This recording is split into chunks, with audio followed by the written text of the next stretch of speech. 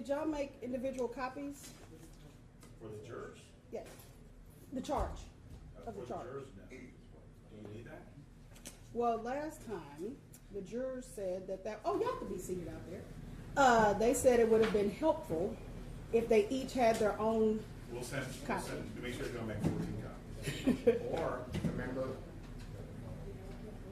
scroll it on that, you can put it up if you want.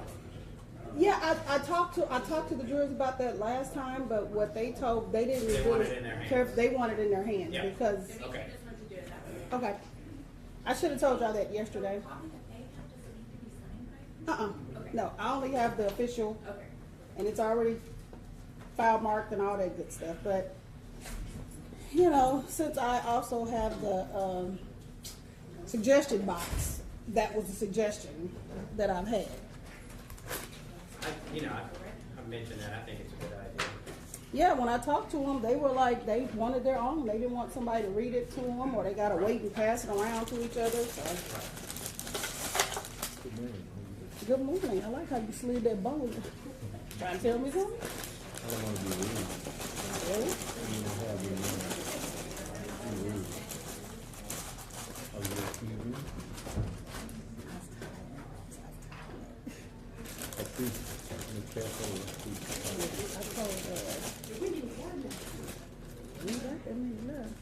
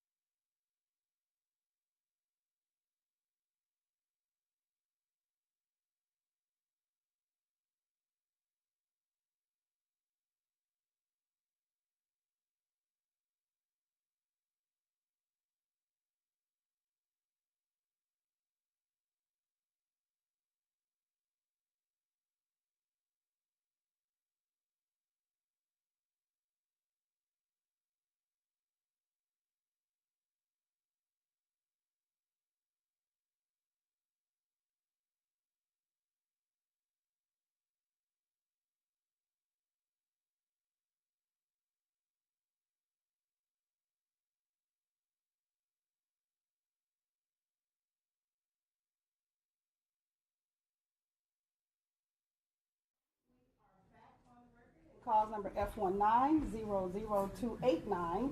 As we left off yesterday and discussed on yesterday, we are now going to have the closing arguments of the state of Texas versus Billy Chemirmir. Yesterday, the state of Texas closed and rested their case, as well as the defense closed and rested their case. So, as we have discussed on yesterday, I will read the court's charge. After reading the court's charge, you will then hear from the state of Texas. You will hear from defense counsels, and then the last voice that you will hear in regards to closing arguments will be of the state of Texas.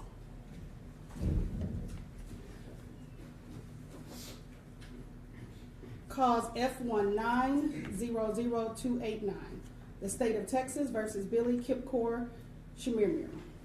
Court's charge. Members of the jury, the defendant, Billy Chemirmir, stands charged by indictment with the offense of capital murder alleged to have been committed on or about January 31st, 2018 in Dallas County, Texas. To this charge, the defendant has pleaded not guilty.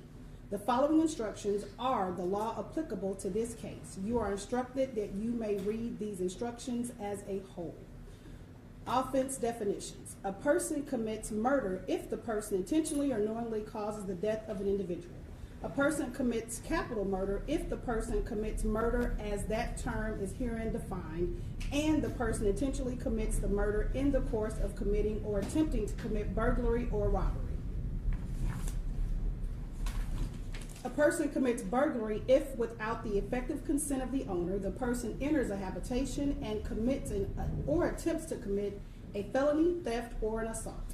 A person commits robbery if, in the course of committing theft, as that term is herein defined, and with intent to obtain or maintain control of the property of another, the person intentionally, knowingly, or recklessly causes bodily injury to another. A person commits theft if the person unlawfully appropriates property with intent to deprive the owner of the property. Term definitions. Actor means a person whose criminal responsibility is an issue in a criminal action. Another means a person other than the actor. Appropriate means to acquire or otherwise exercise control over property other than real property. Appropriation of property is unlawful if it is without the owner's effective consent, or the property is stolen and the actor appropriates the property knowing it was stolen by another. Attempt. To commit an offense occurs if, attempt to commit an offense occurs if, with specific intent to commit an offense, a person does an act amounting to more than mere preparation that tends but fails to affect the commission of the offense intended. Bodily injury means physical pain, illness, or any impairment of physical condition. Deadly weapon means anything that in the manner of its use or intended use is capable of causing death or serious bodily injury. Deprive means to withhold property from the owner permanently or for so extended a period of time that a major portion of the value of enjoyment of the property is lost to the owner. Effective consent means assent in fact, whether express or apparent, and includes consent by a person legally authorized to act for the owner. Consent is not effective if induced by force, threat, or fraud. Felony means any offense so designated by law or punishable by death or confinement in a penitentiary. Habitation means a structure or vehicle that is adapted for the overnight accommodation of persons and includes each separately secured or occupied portion of the structure or vehicle and each structure appurtenant to or connected with the structure or vehicle. In the course of committing theft means conduct that occurs in an attempt to commit during the commission or an immediate flight after the attempt or commission of theft. Individual means a person being who is alive. Means a human being who is alive. Owner means a person who has title to the property, possession of the property, whether lawful or not, or a greater right to possession of the property than the person charged. Person means an individual. Property means tangible or intangible personal property, including anything severed from land, or a document, including money, that represents or embodies anything of value. Possession means actual care, custody, control, or management of property. Steal means to acquire property or service by theft. Mental state definitions. The following definition applies to the offense of capital murder.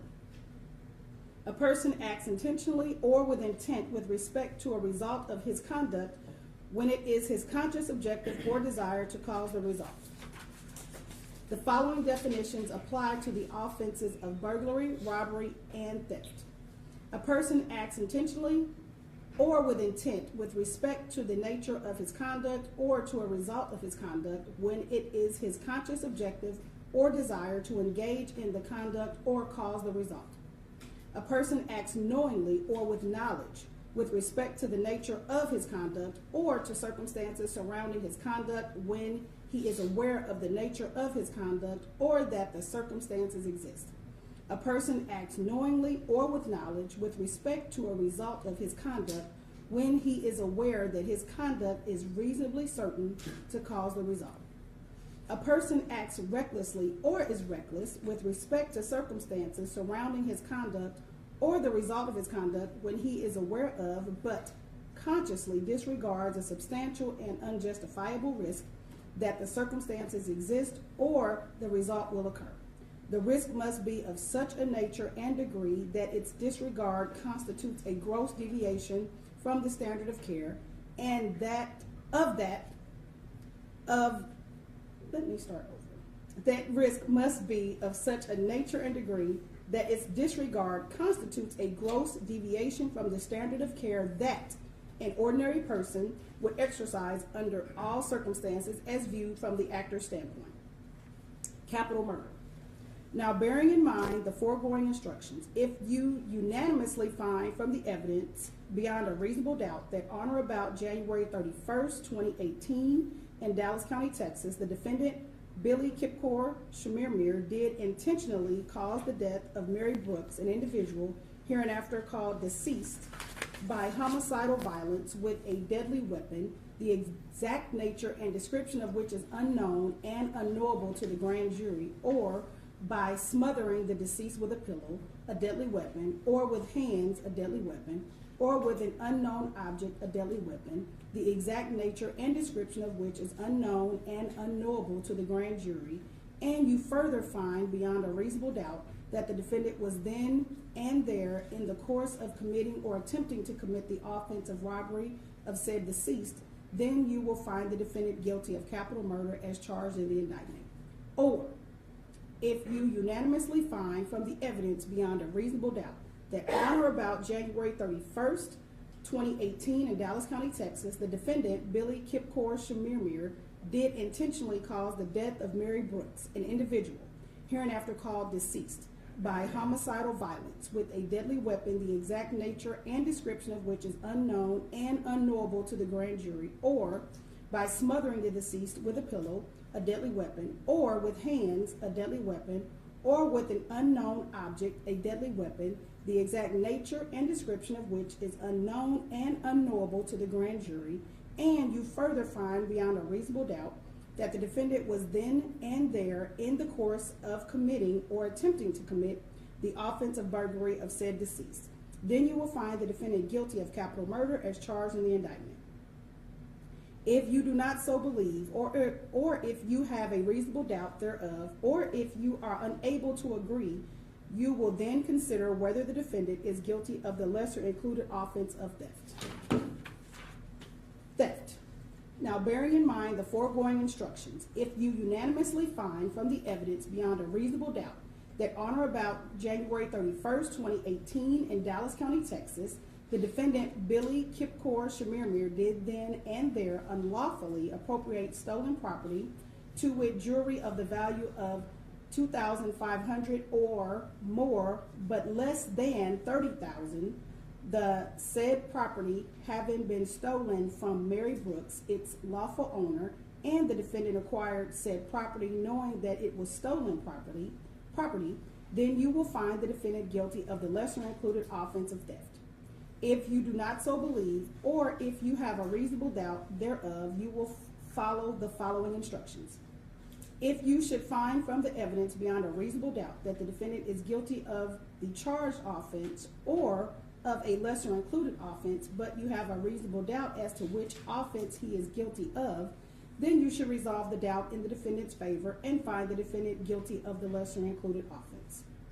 It is not necessary for you to acquit the defendant of the greater charge in order to consider a lesser offense contained in the court's charge.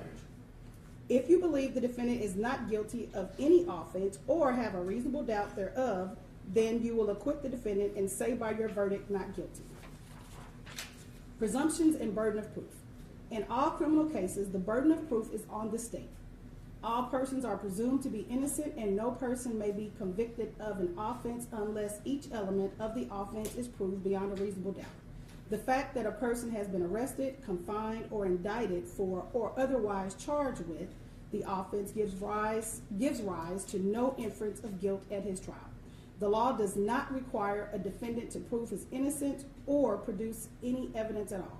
The presumption of innocence alone is sufficient to acquit the defendant, unless you are satisfied beyond a reasonable doubt of the defendant's guilt after careful and impartial consideration of all the evidence in this case. The state has the burden of proving the defendant guilty, and it must do so by proving each and every element of the offense charged beyond a reasonable doubt. This burden rests upon the state throughout the trial and never shifts to the defendant. If the state fails to meet its burden, you must acquit the defendant. It is not required that the state prove the defendant's guilt beyond all possible doubt. It is required that the state's proof excludes all reasonable doubt concerning the defendant's guilt. In the event that you have a reasonable doubt as to the defendant's guilt after considering all the evidence before you and these instructions, you will acquit the defendant and say by your verdict not guilty. Evidentiary instructions. You are instructed that you are not to allow yourselves to be influenced in any degree whatsoever by what you may think or surmise the opinion of the court to be. The court has no right by any word or any act to indicate any opinion respecting any matter of fact involved in this case, nor to indicate any desire respecting its outcome. The court has not intended to express any opinion upon any matter of fact in this case. And if you have observed anything which you have or may interpret as the court's opinion upon any matter of fact in this case, you must wholly disregard it. At times throughout the trial, the court has been called upon to pass on questions of whether or not certain offered evidence might properly be admitted. Do not be concerned with the reasons for such rulings and draw no inferences from them. Whether offered evidence is admissible is purely a question of law. In admitting evidence to which an objection is made, the court does not determine what weight should be given such evidence, nor does it pass on the credibility of the witness. As to any offer of evidence that has been rejected by the court, you of course must not consider the same. As to any question to which an objection was sustained, you must not conjecture to what the answer might have been or as to the reason for the objection. You are instructed that if there is any testimony before you in this case regarding the defendant's having committed an offense other than the offense alleged against him in the indictment in this case, you cannot consider that testimony for any purpose unless you find and believe beyond a reasonable doubt that the defendant committed such other offense, if any was committed. And even then, you may only consider it in determining the motive, opportunity, intent, preparation, plan, knowledge, identity, absence of mistake, or lack of accident, if any, and for no other purpose. You are instructed that the defendant may testify in his own behalf, if he chooses to do so. But if he elects not to do so, that fact cannot be taken by you as a circumstance against him or prejudice him in any way. The defendant has elected not to testify, and you are instructed that you cannot and must not refer to or allude to that fact throughout your deliberations or take it into consideration for any purpose whatsoever. You are further instructed that the state is not required to prove the exact date alleged in the indictment, but may prove that an offense, if any, was committed on any date prior to the presentment of the indictment and within the period of limitations. The indictment in this case was presented on May 14th, 2019. Concluding instructions. It is only from the witness stand that the jury is permitted to receive evidence regarding the case, and no juror is permitted to communicate to any other juror anything he may have heard regarding the case from any source other than the witness stand. In deliberating on this case, you are not to refer to or discuss any matter or issue not in evidence before you, and you are not to talk about this case to anyone not of your jury. You are the exclusive judges of the facts proved, of the credibility of the witnesses, and of the weight to be given to the testimony, but you are bound to receive and follow the law from the court. After you have retired to consider the verdict, no one has any authority to communicate with you except the bailiff who has you in charge. You may communicate with this court in writing, signed by your presiding juror, through the bailiff who has you in charge. Do not attempt to talk to the bailiff, the attorneys, or the court concerning any question you may have. After argument of counsel, you will retire and select one of your members as your presiding juror. It is the duty of your presiding juror to preside at your deliberations and to vote with you in arriving at a verdict.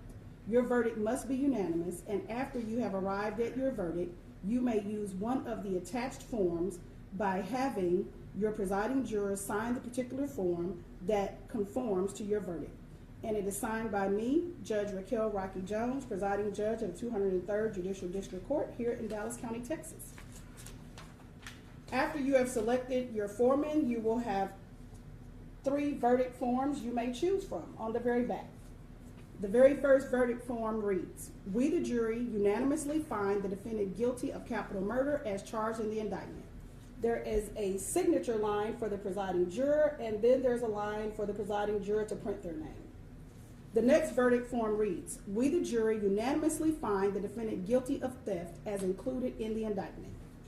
And there is a signature line for the presiding juror, and then there is a line for the presiding juror to print their name. The last verdict form is, "We, the jury, find the defendant not guilty." And there is a line for the presiding juror to sign their name by signature, and then there is a line for the presiding juror to print their name. So, State of Texas, are you ready to proceed in closing? Yes, Judge. Defense, are you ready to proceed? Defense is ready, Your Honor. All right, thank you so much. So, Mr. Crusoe, you may begin. Thank you. May it please the court? You may.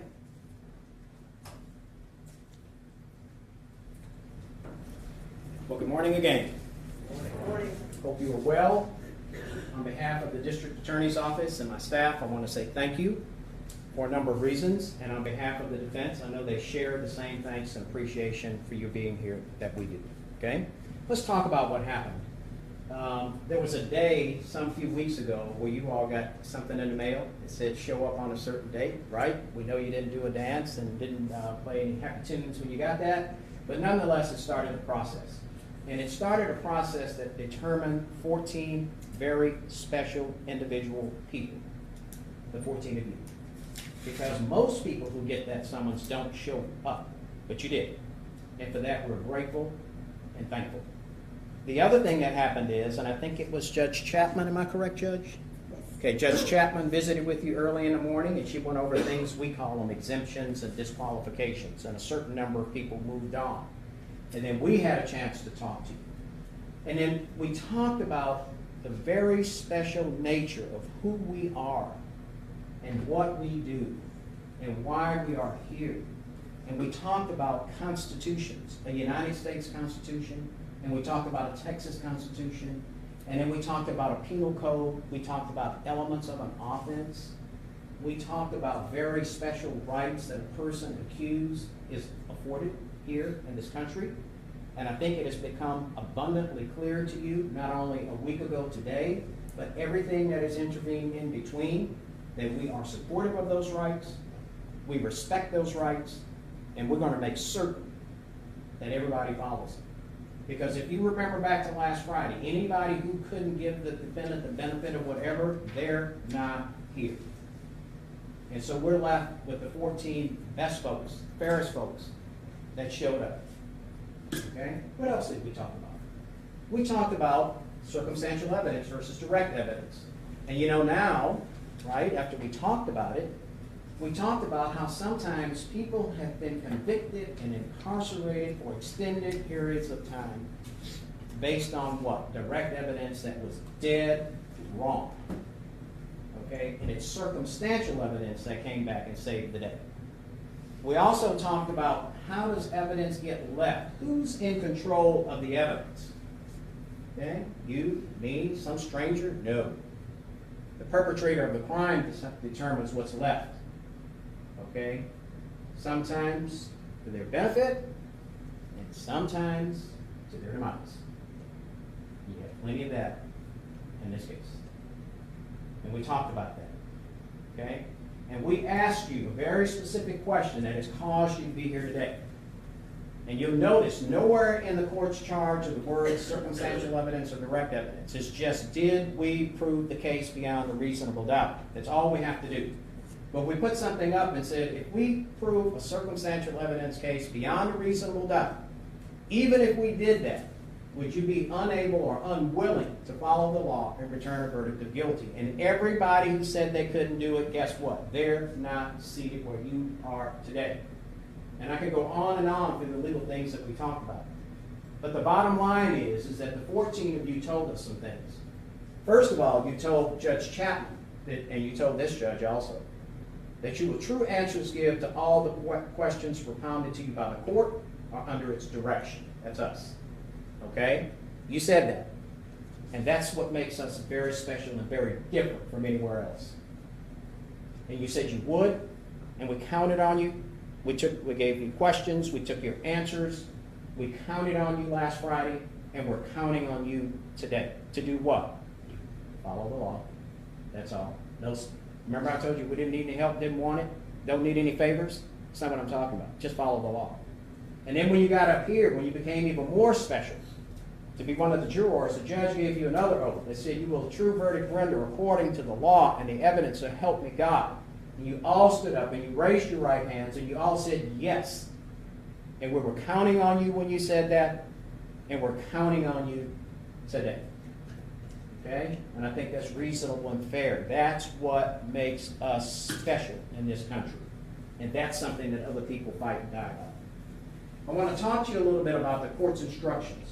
The judge called it, and at the top of it, it says the court's charge. I just want to substitute, just for argument's sake, the word charge with instructions, okay? What is this? What is this document? Well, first of all, it's not that long. It's not complicated, okay? There's one or two things, maybe one thing that I'm going to go over that we didn't talk to you about because we have to wait until the evidence comes in to see where we are to do that, okay? But the first thing, on or about. We told you, and we use the example of the Lake Mead, or you leave and somebody steals your car, whatever, and you find it. You don't know when it got out of there, when it left your house, okay? And we don't have to prove the exact date. And there's a further instruction on that in the back that tells you that whether it's January 30th or 31st is irrelevant for questions of guilt, okay? That's already in here. The other thing I want to go through is we went over the concept of robbery and burglary. Now you know why those are so important. I talked to you about an example of robbery, somebody on a bike, somebody knocks them over, takes the bike, that's a robbery. We talked about a burglary, entering a person's habitation. What's that? A structure adapted for overnight accommodations. All that's in here. Okay, with the intent to do what? Commit a felony, theft, or something. That's in here. Okay, that's the difference between the two, and that's very important. Okay, but you said you understood it, you follow it. But also, when we go through this, we talk about deadly weapon. It means anything that in manner of its use or intended use is capable of causing death or serious bodily injury. We have some things in here that says homicidal violence, smothering, hands, etc. Okay? And let's talk about this concept of a deadly weapon. What's the best proof that something is a deadly weapon? The person is what? Dead. And you got death after death after death after death, or at least one survived only. The lovely Miss Bartell survived only because she was lucky enough to do what? Have a pacemaker. Other than that, he would have been able to take a deposition from her. And we would have found out how this goes down from person to person and time to time. So we've covered that. Then I want to go through a little bit And starting on page 5, and it goes on over to page 6, it starts the definition of capital murder. Now this, the bottom of page 5, right here, capital murder, and all the way to the bottom of, almost to the bottom of page 6. Those are what we call the application paragraphs. Okay, those are the 2 paragraphs, along with the rest of the instructions. But as far as capital murder is concerned, those are the 2 application paragraphs, and they read almost the same. Okay? And so it starts off by saying, on or about January 31st, 2018, in Dallas County, Texas, Billy Chemirmir did intentionally cause the death of Mary Brooks. Intentionally. Let's talk about that. You heard the evidence from the doctor, Dr. Bernard. We went a little further, as if you couldn't tell from the evidence. We went beyond what a reasonable inference and deduction from the evidence. And we put medical testimony on about what it takes to smother a human being down. And you also heard from Mary Bartell, what she went through. Okay? And you know what it takes. It's not quick. It's not easy. People are fighting for breath. And beyond that, they're fighting for life. Can you imagine, like these ladies, you're in your home, and most likely a pillow is placed across your face and neck to such a degree and extent that poor Mary Bartell had one free hand, and the pressure was so intense that she couldn't even get her hand on her medical alert, which probably would have stopped her. Remember you heard her say the blaring noise, etc.? Can you imagine?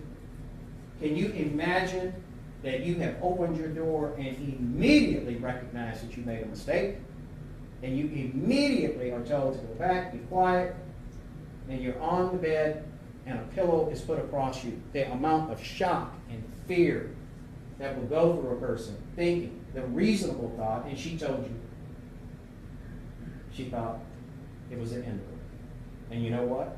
It was. Except for what? A basement. Okay? So you know how that's how this works. But when we talk about these 2 paragraphs, application paragraphs, they have the same words in them. Homicidal violence, the exact nature and description of which is unknown and unknowable. Who controls that? Not us. Or by smothering deceased with a pillow.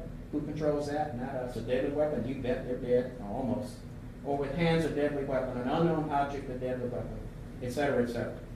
And the first one goes and says, during or attempting to commit the offense of robbery. The only difference in the next one is the burglary.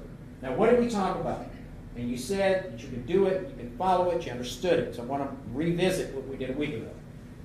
We told you, number 1, we didn't have to prove exclusively that it was robbery or burglary. Either one is okay, and it doesn't matter what your split is. And we also explained to you about homicidal violence and smothering and hands and the exact nature and description of things unknown to the grand jury. We didn't have to prove one of those to all 12 of you. Any combination, it doesn't matter where your numbers fall, any combination is good enough. Because all of it, any of it is what? Intentionally causing the death of an individual, either during a robbery or a burglary. That's all we have to do. And we asked you, could you follow that? You said you could. We trusted you last Friday, and we're trusting you today to be able to continue to follow the law that you indicated to us under a state of oath that you went at the time, that you could follow. And that's all we're really asking you to do, is to follow the law. Okay? Now, homicidal violence. Remember, we talked about some examples of homicidal violence. We talked about just as an example, the body was found in Lake Mead, been there for decades. Okay? Gonna be hard in some instances, maybe, to come back. We talked about maybe a person who's found by the roadside with their head bashed in and nobody there, no implements or tools that can be readily discerned that cause the bashing in the head. They're dead. Okay? That would certainly fit what? Homicidal violence. Okay? Violence that does what? Causes the death of a person. And you certainly have that here, over and over and over. All right? Then there's another particular paragraph I want to spend some time on to make certain that we're all on the same page. We didn't talk about this, Okay? Because we have to wait, see what the evidence is. The judge has to make a decision to put this together in a fashion that's legal and appropriate. She's done so. But on page 9, the bottom paragraph says you're instructed. Listen to this carefully. This is really important. This is important as anything else you're going to hear in this case. Okay?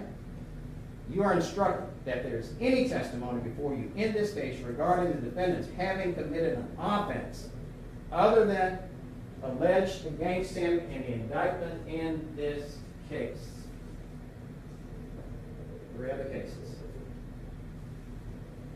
You cannot consider that testimony for any purpose unless you find and believe beyond a reasonable doubt, which is the law, that the defendant committed such other offense. And if any was committed, even then you may only consider it in determining what? Very limited. And we're okay with it. We're asking you to follow. The motive,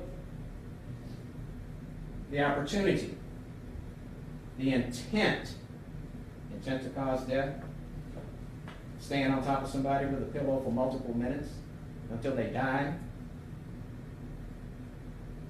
preparation, plan, knowledge, identity, absence of mistake, or lack of accident. Okay? Follow that instruction and don't go outside the parameters of it, because this is the law. Any other considerations is inappropriate and illegal. Okay? Is that fair enough? Okay. Now, so where do we start here? Well, we start kind of with Mary Brooks. And you know, yesterday, one of the big presentations we made is we put all these up. We were almost like in a cocoon of maps, right? Yesterday.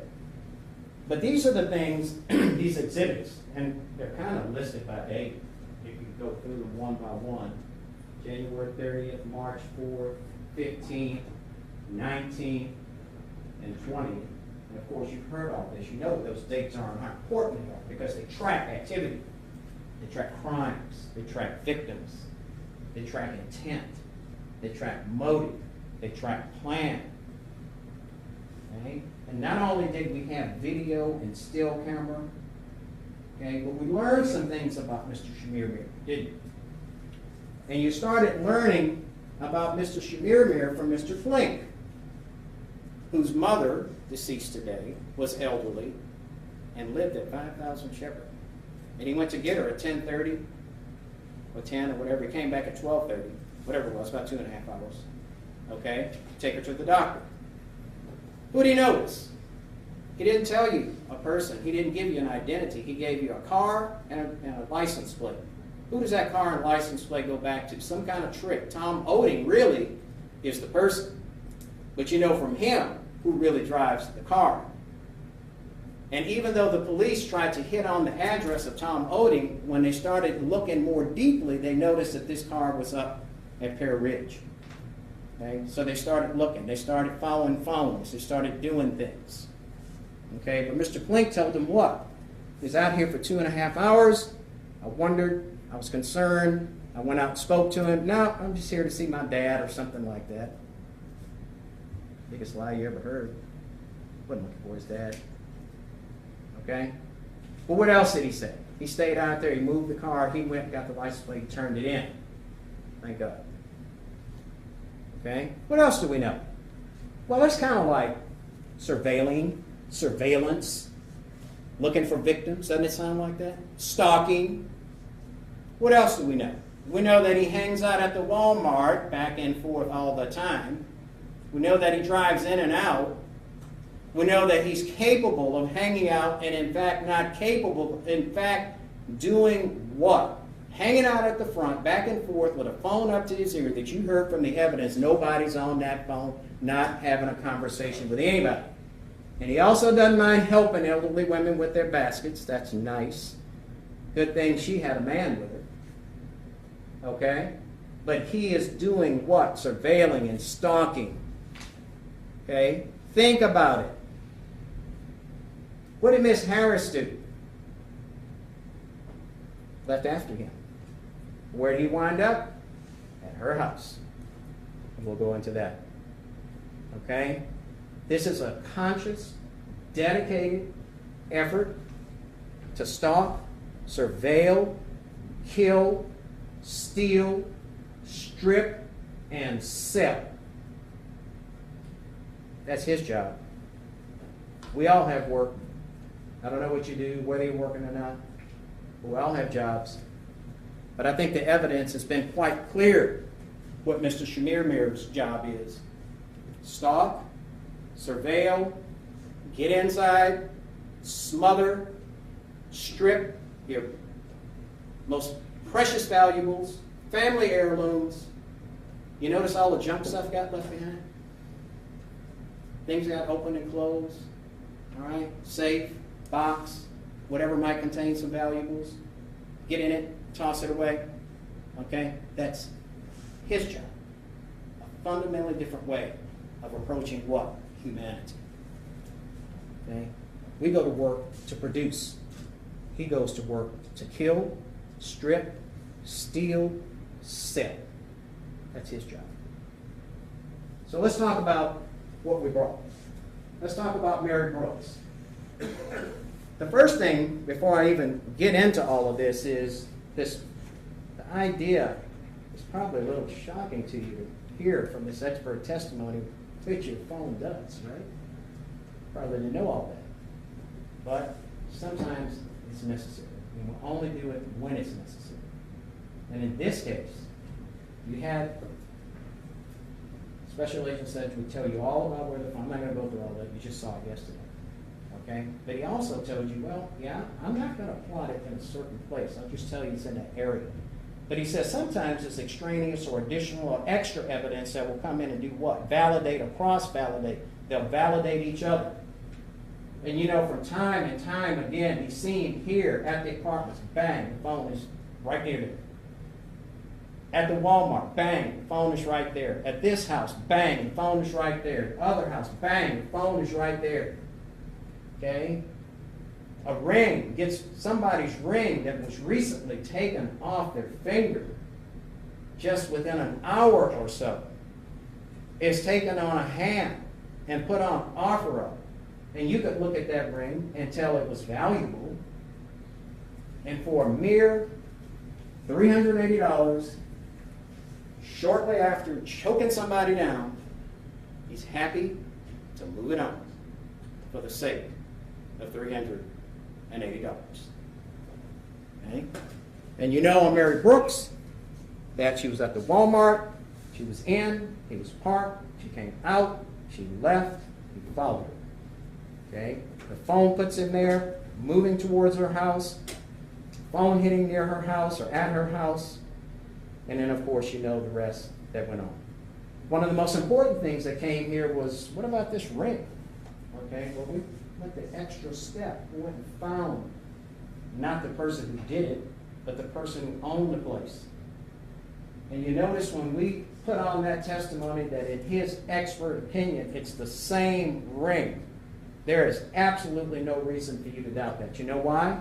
Because when we said pass the witness, what came from over here? No questions. Without a doubt, expert testimony, unchallenged, unimpeached, uncontradicted, is what? It's the same ring. Okay? Let's go kind of on dates. Miss Martha Williams. This is where we come in to find out the plan, the identity, the motive, intent, etc., etc. Okay?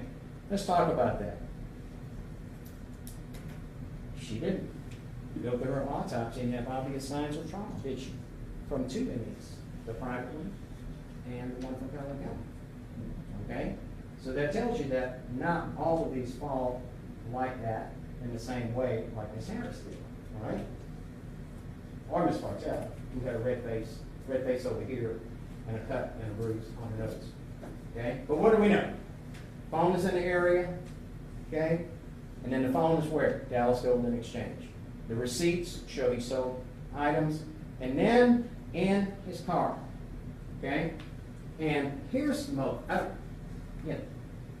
her pillow, when her daughters turned it over, obviously, the expert said hemoglobin. What did she say that is? A component of blood. Okay, let's reasonable inference, that's blood. Her blood.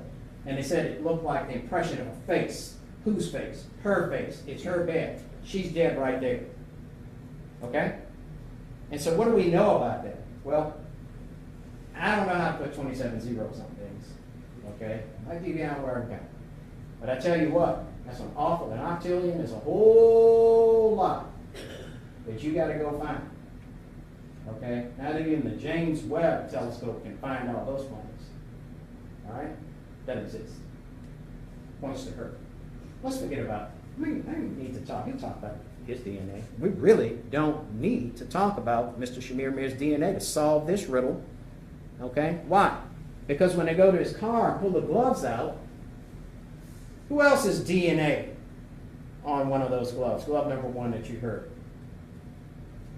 Unfortunately, poor Martha Williams. Wonder how he got in possession. His phone hits there, her jewelry, and all of a sudden in his car in the glove box, the car that he drove, the car that he enjoyed, the car that he surveilled and stalked and went from location to location to commit his crimes, how her, still in the octillions, her DNA got in that car. You know why? Because those gloves were an instrument of death. We use these gloves in here to not contaminate things. We use gloves to protect ourselves. We use gloves so we don't catch anything or give anything. That's not why he uses gloves. You heard from Mary Bartell. She can tell you one thing. One thing she can tell you. It's of average size, this, that, and the other, and what? Gloves. She said green, so what? Green, black, blue. Okay? But that's what she noticed. And that's what came after her. And so we have that case. To show what? Intent, plan, preparation, etc. And then, of course, I've talked about Mr. Plank, same day, the Walmart, the fake phone call. But let's talk about go another day. Mary Bartell, God bless her. Wasn't she cute? I mean, come on. She was witty, funny. I don't know if you noticed, but to me, a person that age, a barometer of how cognizant they are and their neuromotor skills and their ability to remember. Did you notice her signature when she signed that picture? You can go back and look at it. Okay? It's like they taught us to write. Cursive in the old days. And it's beautiful. And it doesn't have any squiggly lines. It's straight. And you saw how she answered the questions. If she didn't know something or didn't understand it, she told you. Everything else she told you. She didn't overplay it. Okay? She told you what she remembered, what the truth was. And the truth was that somebody went in that house. Okay? And you know who it is. Got the phone there. Got everything. And tried to kill her.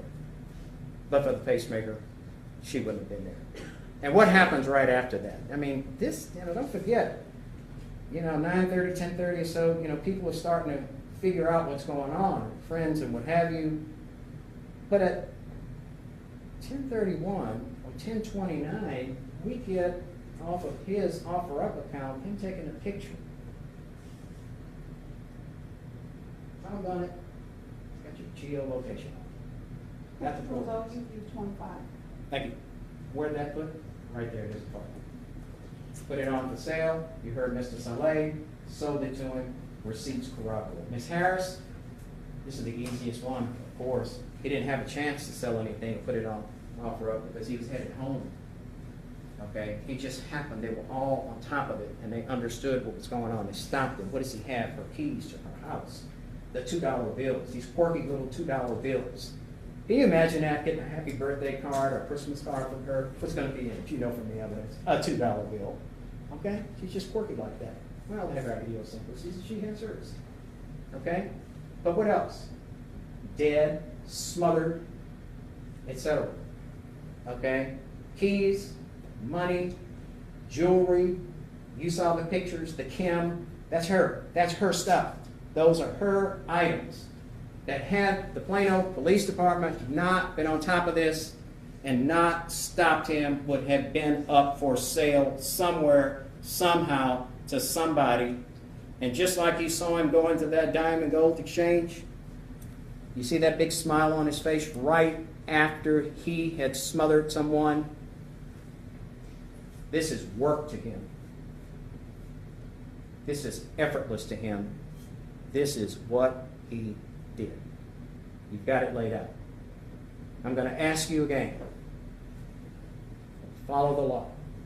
Follow the evidence. You put all this case together. You read the instructions. We have proven, beyond a reasonable doubt, that there's only one verdict in this case that's appropriate. And that is that Billy Chemirmir is guilty of the offense of capital murder as charged.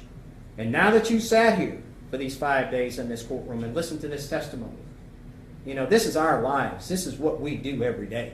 But when we call you down here, sometimes it's a little shocking to see the evidence in the autopsies and this, that, and the other. But you know the other thing that's very shocking to people?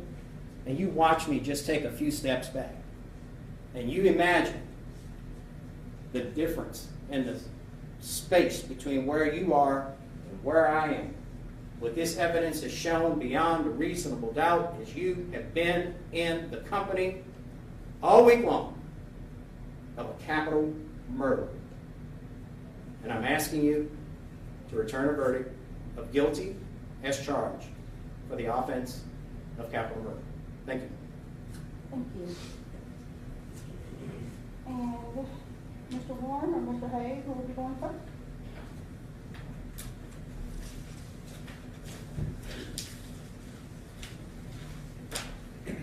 Thank you, Honor. Please, court. Morning, ladies and gentlemen. I'm going to talk to you for just a few minutes. I'm going to go over a couple of things in the law, and then Mr. Warren's going to cover the bulk of what we have to talk about today. I would like to point out just a couple of things. You heard Mr. Curzo here today use the phrase, "We don't need help." Does that sound familiar? Because in Bordier, he said it 6 or 7 times. I started counting after the 3rd time, but he kept telling you, "We don't need help." Why? Why does he keep saying that? We don't need help. It's important for him to get that point across to you. We don't need help. And by we, he's talking about the state. They want you to look over here instead of over here. Because not only do they need help, they are begging for your help. They are begging that you plug in the holes that they cannot. They are begging that you choose to not follow the law. I don't know if you noticed this, but he uttered the phrase, "We don't need help," more times than he uttered Miss Brooks' name. And that's the only thing we're here to figure out this week. I suspect some of you, whenever you heard all these other issues come up, thought in your mind, did they forget we're here to talk about Miss Brooks? Did the state forget that the indictment lists the name Miss Brooks? Now let me answer that question for you. They didn't forget. They're just hoping you hold it.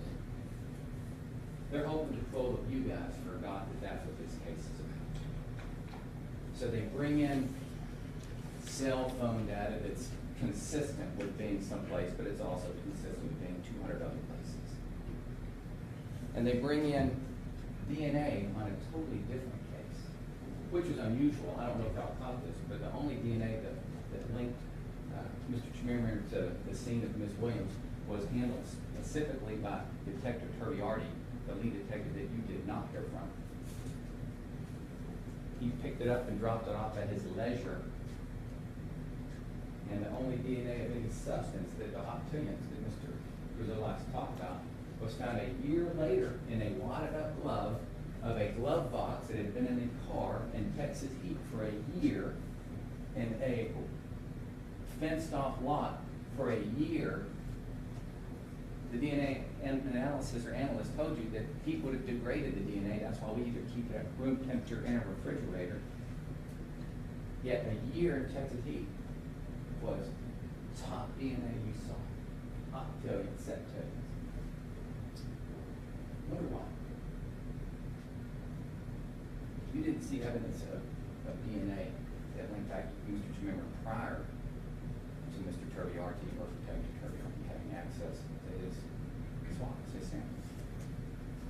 Interesting, I thought. But there's no DNA that links him to Ms. Brooks. There's nothing that links him to the case of Ms. Brooks.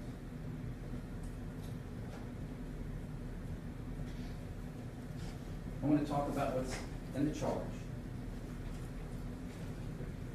In order for someone to be guilty of capital murder, of Miss Brooks, they would have to prove you first that she was murdered, even though the police didn't think that.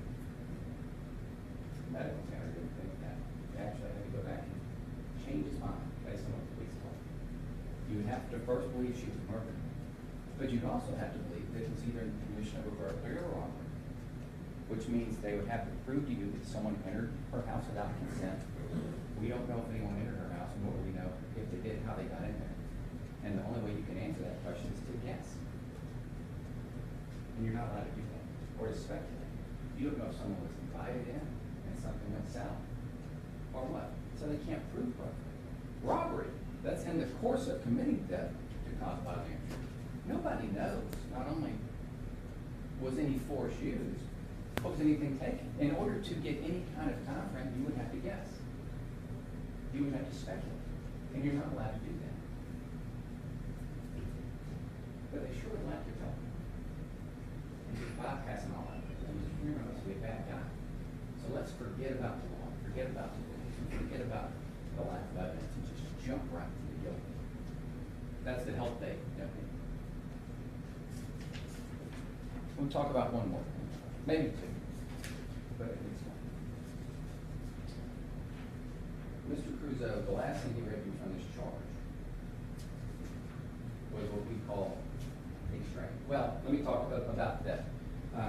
Theft is a lesser included that's in this paperwork.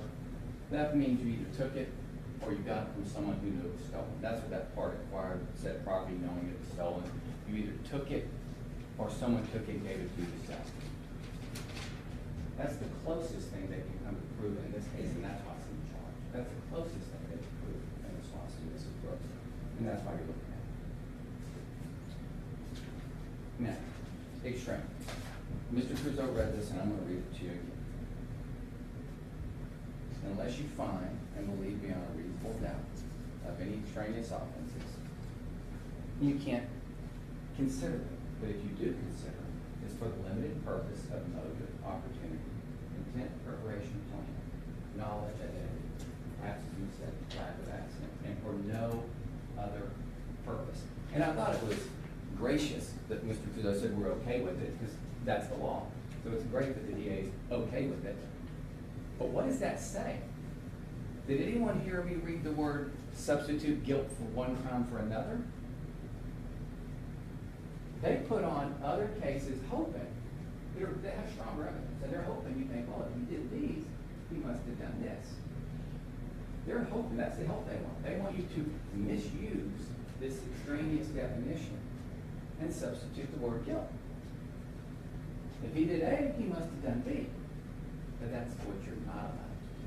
You can only use that for specific instances, for the few things that are listed. Could you imagine how this system would work if a jury could convict someone based on other bad things that the state wanted to get into? That's why this specifically exists. The stuff you've heard the last few days isn't easy. It certainly wasn't fun. Nobody wanted to be here, and I suspect y'all didn't want to see it. But they wanted to show it to you. And they wanted to show it to you to inflame your senses. They wanted to show it to you to make you hate Mr. Chemirmir. And they wanted to show it to you so you would help them bypass the law and jump right to it. You're here to decide one thing today. Did they prove to you that Mr. Chemirmir either entered Mrs. Brooks' house without permission or forcefully took something from her and while doing that killed her? Not all of those. I could use loaded expressions like forest through the trees and smoke and mirrors and what, but you know exactly what I'm talking about. So in your mind, yesterday or Wednesday, when you were thinking, did they forget this case about Miss Brooks? Now you know what they were thinking. They just wanted y'all to forget this case. They wanted y'all to concentrate on everything but that.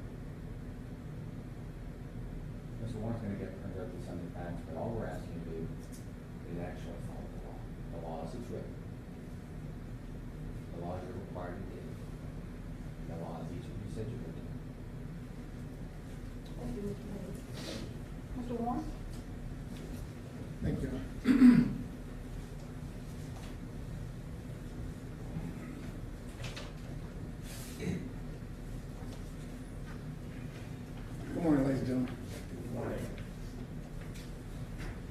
also hope that you guys are well. Give me just one moment, I need to grab one.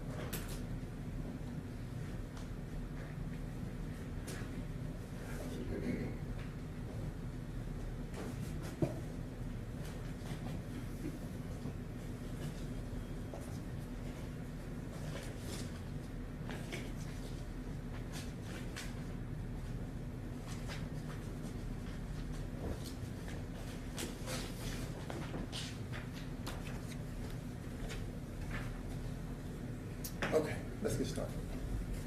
So let's think about, I want to take you back to a week ago today, last Friday, when I had the first opportunity to speak to you, 14, who are now sitting before us and compile this jury.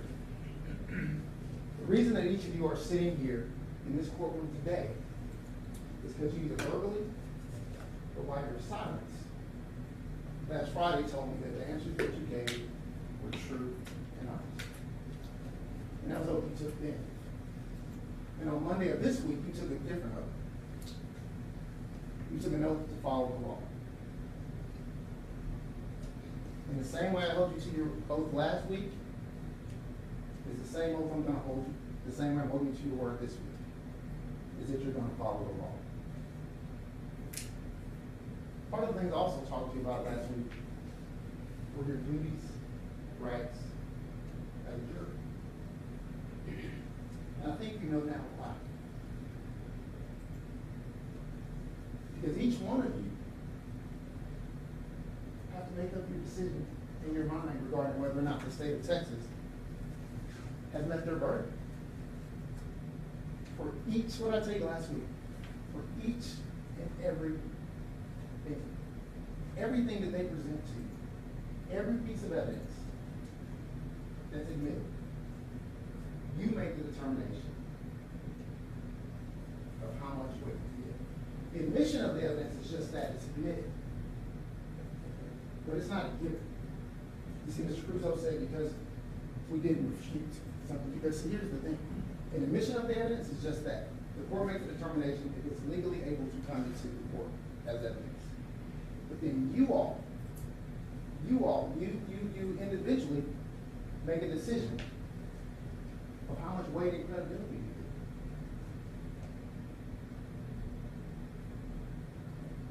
give. And after I speak, and then after Mr. Fitzmartin gives his summation, and you guys are going to go back and you're going to start deliberating. What did we talk about with deliberation last week? Very important. What did we talk about? Think about it. For one, you have to respect each other. Each and every one of you have to respect each other. Respect each other's opinions and decisions. Two, it's not your job to change your fellow juror members' mind. I'm not telling you not to deliberate. I'm not telling you to discuss the evidence or lack thereof. But it's not your job to change his mind, or her mind, or her mind. That's why there's not a definition of reasonable doubt in this charge. It's because everyone's is different. Based on their life experience, based on the value they may place on something. Something they may devalue more than you. And thirdly, your job is not to reach a decision. Your job is to evaluate the evidence and to deliberate. If you can reach a decision, that's great. But as a whole and as a jury, if you cannot, that's okay too. You evaluate the evidence, you deliberate, and then you stand there. And you have the strength and the respect for one another to hold your position and to respect one another.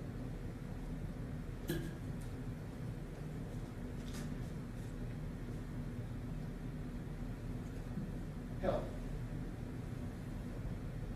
Like my colleague, Mr. Hayes said, Mr. Crusoe has used that term repeatedly. Last Friday, this Friday, we don't need your help. But what's better than what someone tells you is what they show you. And what did the state of Texas show you this week? That not only do they want your help, they absolutely need your help. Because like Mr. Hayes pointed out to you, we're not here for these three ladies. You won't see any of these ladies' names in this charge that the court is going to get to. There's one person's name in that charge, and that's Mary Brooks. That is it. And I don't want to get bogged down too much in these other cases because, Mr. Fitzmart, he's going to get up here. He's going to pull stuff out. He's going to put his gloves on. And he's going to show you all this evidence on those three ladies below Miss Brooks. Not that he doesn't want to show you evidence from Miss Brooks. He doesn't have any. He doesn't have any. All this DNA, keys that unlock, all this other stuff, that's what he's going to show you. And then he wants you to assume, and that's if you believe the evidence that he's going to parade in front of the guardian's ladies. Because we don't concede that either. And the only way you can even consider whether for plan, motive, lack of mistake, lack of accident, motive, habit, is if you believe each and every element regarding those cases. Each one of you. You have to believe each and everything beyond a reasonable doubt. The highest burden of proof in this state and across this country. For everything that they present to you. To even consider that for any of those reasons, you have to first believe beyond a reasonable doubt. But I'll submit to you, there's doubt in those as well. Ms. Bartell, all she said was gloves. That's it. Couldn't identify his race. Couldn't identify any sort of accent. Ms. Harris, no one could place a car or an African American man anywhere on the street in that neighborhood close to her. Ms. Williams is DNA. Mr. Hayes talked to you about the DNA. A year later, in an unsecured car, rubber gloves in a glove box for over a year. Still have good DNA on it? You make the decision. Is that good evidence? How much weight should I give that? You guys, I don't know about that. I don't know about that. I'm gonna lower that pressure a little bit there a little bit.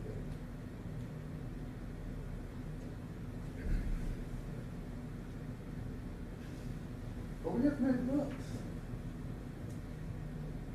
They did the accusing. They get over here and they walk back and they look at my client, Mr. Chemirmir, they point, they yell, they scream, they tell you how bad a guy is, all these things. What else did we discuss last Friday?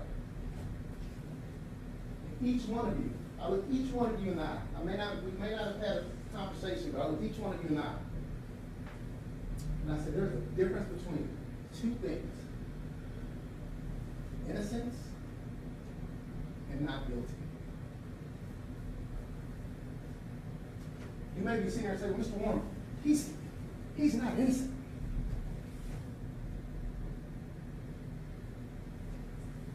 But he's not guilty. There's a difference and there's a stark distinction. The presumption of innocence alone is sufficient for an acquittal of Mr. Chemirmir. And what did I tell you the difference of the normal saying of presumption of innocence? Guilty until. But I hate that word, until. What's that mean? Until means you're waiting for something to occur. I'm going to wait here until the bus arrives. So it's not innocent until guilty. It's innocent unless. And that he's draped in that presumption. And it remains with him throughout. So let's talk about Ms. Brooks. And here's the funny thing. Every expert that the state presented to you and put up here, what is the one consistent word that everyone used up here? Opinion. It's my opinion. What's an opinion? It's a guess. I opine this, I opine that. It's a guess. and they say, well, I've had this number of hours of learning this, and I went to this school and this education. So it's an educated guess. But it's a guess. You know, they put up these big boards up here, covered up the whole room. I mean, it was an amazing presentation. That's all it is, just a presentation. But think about what they could tell you and what they couldn't tell you. And one thing, there's a little play on words, but it's very important. Whether it's a slip or not, I'm assuming it's a slip. They were saying Mr. Chemirmir was here, and Mr. Chemirmir was there. The evidence does not show that. What the evidence shows, if you believe that evidence, because once again, the call detail records, the real time, all these things, you got to make a determination whether or not you believe that. Just because it came from here, because a special agent comes in and tells you, doesn't mean you have to buy that. Doesn't mean you have to believe that. Doesn't mean you have to have high credibility for it. Each one of you has to make that decision, whether or not you believe that. But even still, let's say that you do. It's the device. It's the device. And even then, with the device, it's in the area. And they have these cute little, I'm sure they're going to set it up. It'll be fine, so you see it a little bit later. But they have these cute little symbols on the real-time maps. Where they have Mary Brooks here, and Walmart there, and Pear Ridge, all these things. But you know what else is in those areas that they're saying that the device is? Lots of other things. Lots of other addresses, lots of other stores, lots of other locations. But that doesn't benefit them for their weak case to say those things. And here's another thing.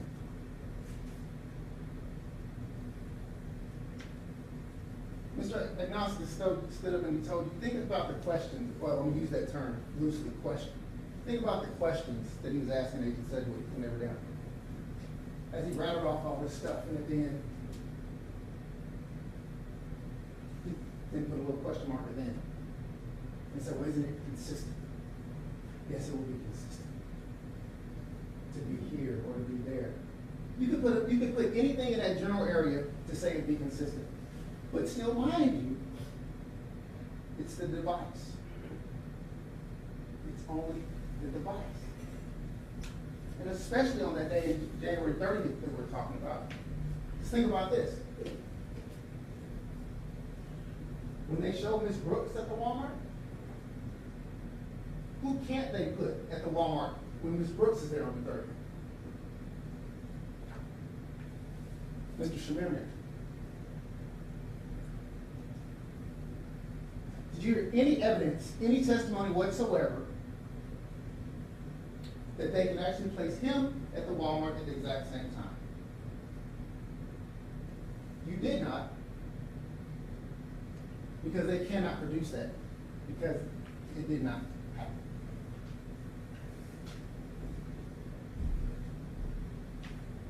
You're saying, well, Mr. Warner's a car.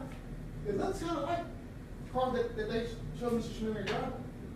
You mean it's an Altima, one of the most common cars on the road, at a Walmart?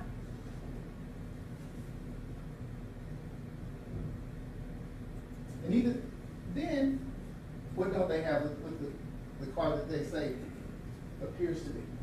No license plate, can't even see if it's a driver, can't see how many other people are in the car, nothing. But they don't need your help. They don't want your help. They absolutely need your help. Because they want you to presume that it's him. And say, well, that might not be enough. So but don't forget about these ladies, guys. Don't forget about them. Forget about the lack of evidence, Ms. Brooks, and while we're here. That has to be his car, right? No, it doesn't. And they didn't prove to you that it is. Because they can't. All those cameras at Walmart, all those clips that Mr. Fitzmartin put up there, do you think if they had it, they wouldn't have given it to you? They would, but they couldn't, so they didn't. And then, once again, Mr. Agnostis took his little marker and, well, isn't it consistent if he drove? Yes, no, and what Mr. Stegway, I actually like Mr. Agent Senator. He's honest with you. He said, well, sir, just advice. And secondly, I have no idea if you travel this way. I can't tell you that. If you believe my data, I can just tell you, it appears that his device is in this area. I don't know where he went and how he traveled from A to B. I can't tell you that. That's honest. I can deal with that.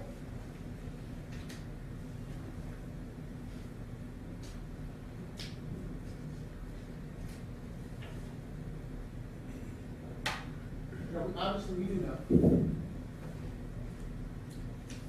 that Ms. Brooks passed away. But the charge says that you have to believe that she passed away at the hands of Mr. Chemirmir.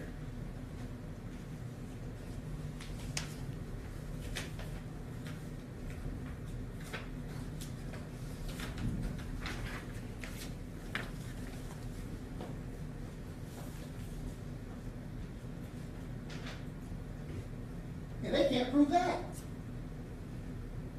by their own witnesses.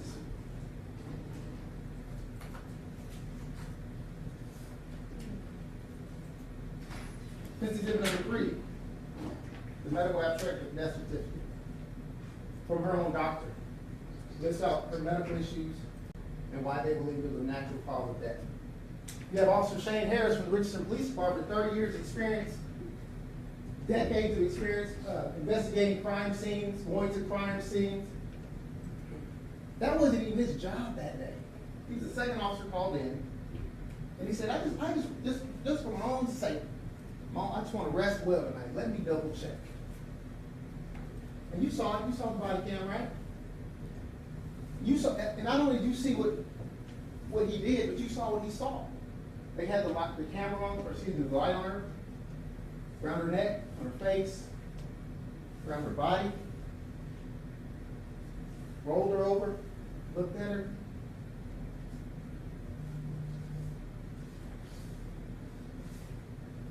No, we're good. So take this stuff back. This is exhibit 1. Office of the Medical Examiner Investigation Area. It's yours to take a look at it. Talk about what he did, what he saw, and what he didn't see. So here's another thing. So you have Dr. Barnard come here and tell you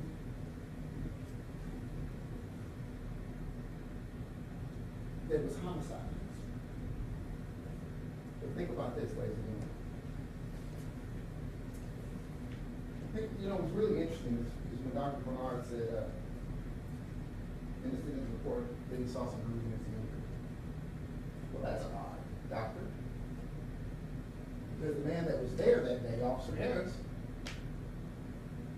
did not. But you say, based on the video and what you saw, that you did. And also, doctor, expert, whatever, still his opinion. Still his opinion.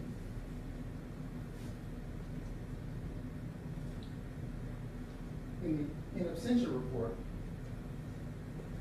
take it back and look at it. Because that's when he decides to change the cause of death. And you heard me question you. The only things that are different from the field reports, the investigation narrative, and the information that's in the absentia report is information that you received from the police department. Nothing medical. No physical findings. And here's another thing. Well, let me do it like this. So here's one of the things that he put in there that helps him change his mind. The descendant's wig was located on the floor near her body. Is that your medical opinion, doctor? Why this is now all of a sudden not a natural cause of death? The front door was unlocked. Well, you heard testimony from her own grandson that she had just come, as well as the evidence you saw, she had just come from Walmart. Okay. there's video, it even has her video that she was at Walmart. Okay, doctor, we knew that as well. What didn't you hear? Because, you know, when I sit down, Mr. Fitzmart, he's gonna pop his gloves again, he's gonna grab these pillows, and he's gonna parade them in front of you. What don't we have from Mary Brooks? As they like to call it, any instruments of death. Coincidence? Think not. No pillows, no anything. You know, they're gonna say, they're gonna show you pictures of Miss Harrison. She has her face, the lipstick is smothered. They're gonna say there's bruising. They're gonna say there's petechia. Even with Miss Bartell, excuse me. There's bruising, these other things. There's no evidence of that, Ms. Brooks. No evidence.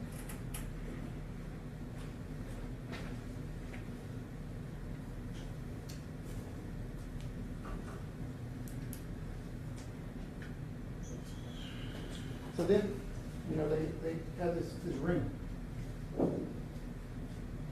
This ring that they're saying is Ms. Brooks. Once again, everything that they submit, every witness that they put up, when it's in the charge, you guys make the determination and decision on what to do. Take it back there and look at it. Take the appraisal. Take the picture. Listen to the things Ms. Brooks said and didn't say. Her daughter. Make a determination whether or not that's the ring or not. Then they bring in Mr. Nissenov from Dallas Golden Exchange. Say, oh, well, on the 31st, he brought in something. And that's what the receipt basically says. Something was brought in. Nothing in particular, no details. So we don't even know if that's the ring. I'm going to tell you this. And I want you to presume, hey guys, assist us, help us. We need it.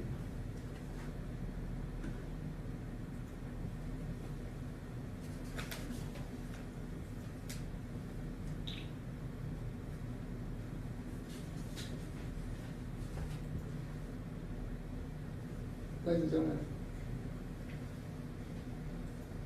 that's why it's been an exorbitant amount of time talking about the honor we put out in each and every other. And now you know why. Now you know why. Because although they may want it, although they may need it, the law does not allow for you to assist or help them. It doesn't allow. Because I will submit to you, if you feel like you need to aid, assist, and or help, then what does that mean? What does that say? That you probably have a what? Reasonable doubt. And when you have a reasonable doubt, that means that they cannot meet their burden. And the reason that you are sitting here is that you told me, each and every one you told me, that if they could meet their burden, you had a reasonable doubt. Regardless if you thought you did. Remember we talked about that. That's the only reason you're sitting here. Because I get it, I told you. I said, my father's the kind of guy, well, look, son, where there's smoke, there's fire. I said, well, Dad, it didn't work that way. They have to prove it all to you beyond a reasonable doubt. And if they can't, then in this charge, that means that the law says that you have to. You might not like it, but you have to. You have to acquit. And the reason you guys are sitting here, each one of you, is because you told me that that's what you could and would do. And I absolutely submit to you that the evidence is not sufficient that they provided to you regarding Mary Brooks. Mary Brooks, remember why we're here. That idiom that Mr. Hayes said, forest for the trees, y'all ever heard that before? But see, it's a little bit different here. See, because in the idiom, you can't see the tree because of the forest. They don't want you to see the tree. They want you to stay over here focusing in the forest and on the forest. Because the tree is insufficient.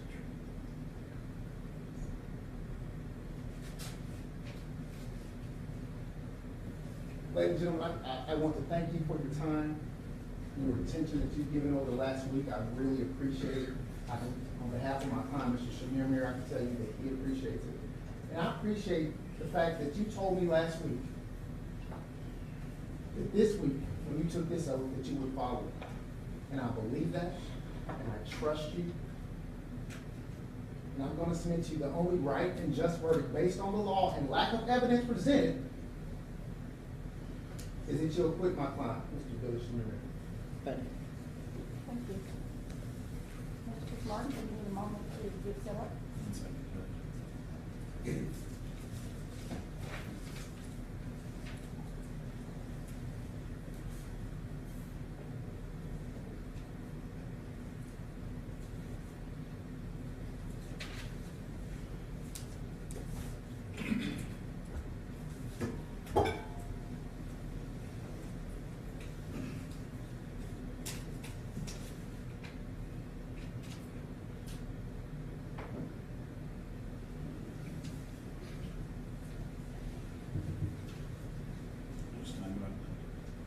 Everyone.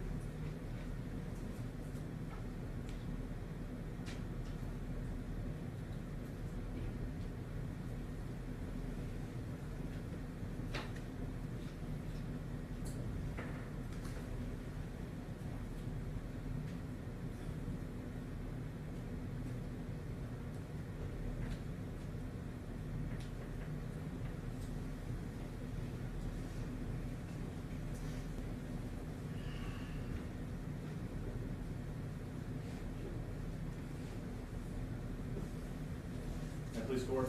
You may. Counsel. Ladies and gentlemen of the jury, I don't ever want you to forget the name of Mary Sue Brooks.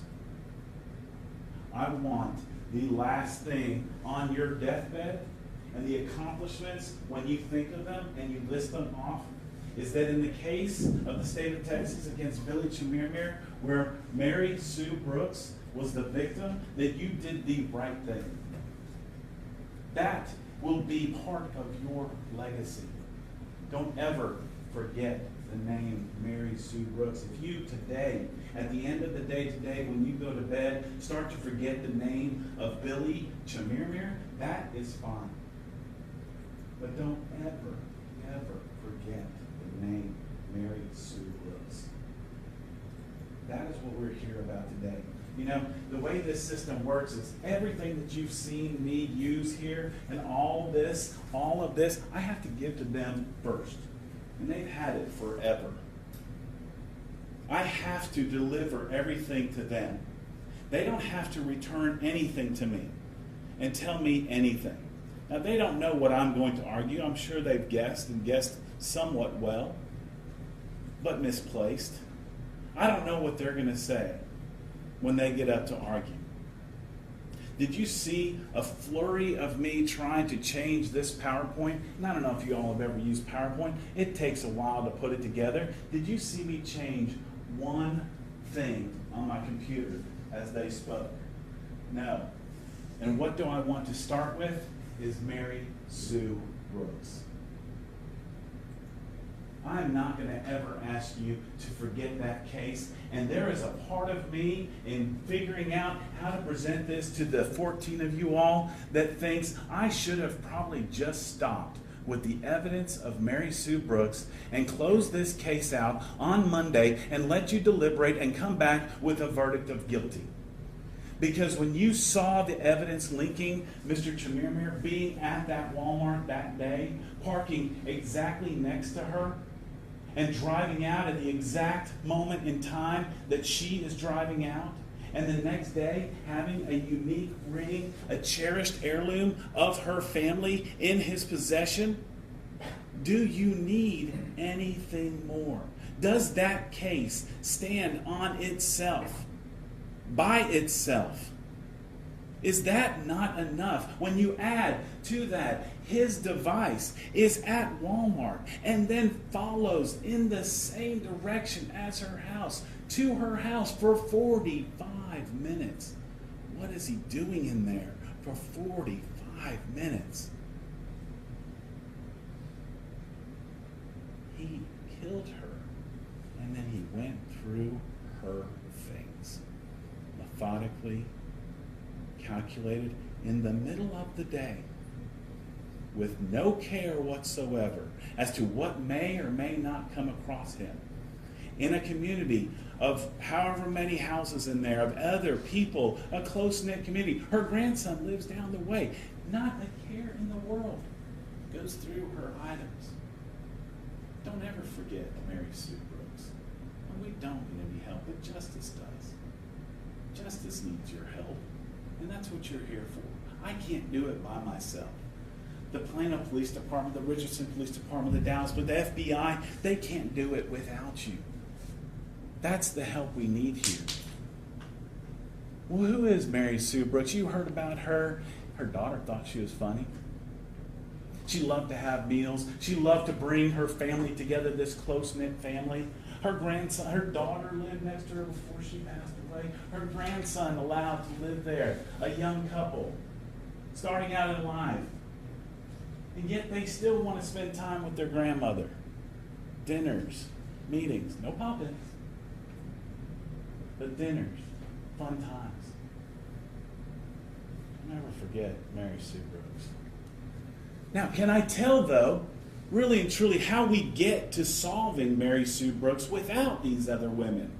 Without their tragic stories, sisters connected in one horrible, horrible story. All connected by that man. Maybe they would have been friends in life, I don't know. But unfortunately, their connection now is through Billy Chemirmir. And I cannot tell the story of Mary Sue Brooks without really getting into these other stories. Why? Because we know that this is how she is found. And yes, that night, a trained police officer found no signs on that body that would lead him to believe that foul play. Well, guess what? A doctor, a medical examiner trained in these things, looked at the body of Martha Williams, two of them, and they didn't see any signs either. What does that tell you about the craft, about the ability of Billy Chemirmir to take two women, to put his hands on them, and to leave them without a trace? Without a trace. But what happens the next day? Hey, where's her ring? Where's her safe? Where's the other items that what happened to them? Richardson Police Department, what's going on? We can't find these things. Can you help us out? They wait 3 weeks to drill the box. They're not in there either. They knew something just wasn't right about that. Martha Williams' family told you the same thing. They knew something just wasn't right. There were things missing. Mary Bartell told you in her own words things were missing. These stories overlap. You cannot know one without the other.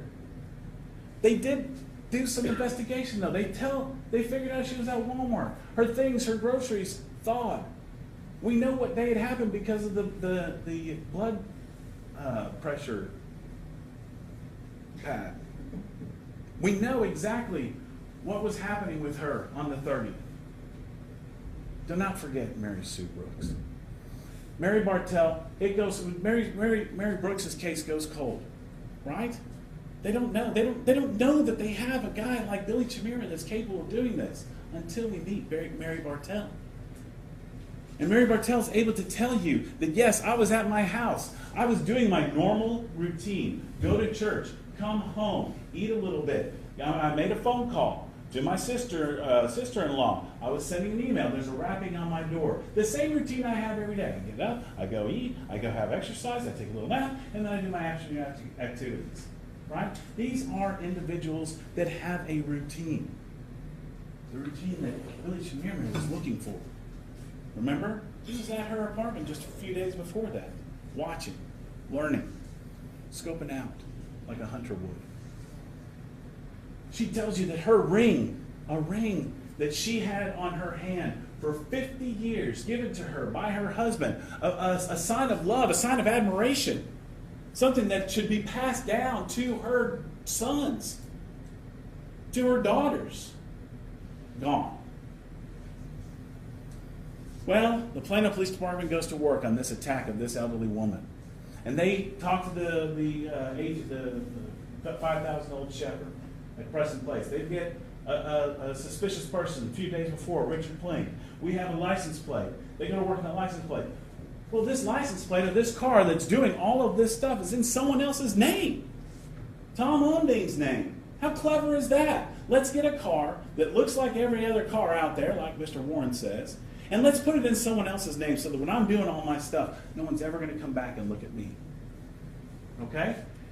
They get a name, but fortunately, he wrecked out in that car a couple of days before, so they have an accident report.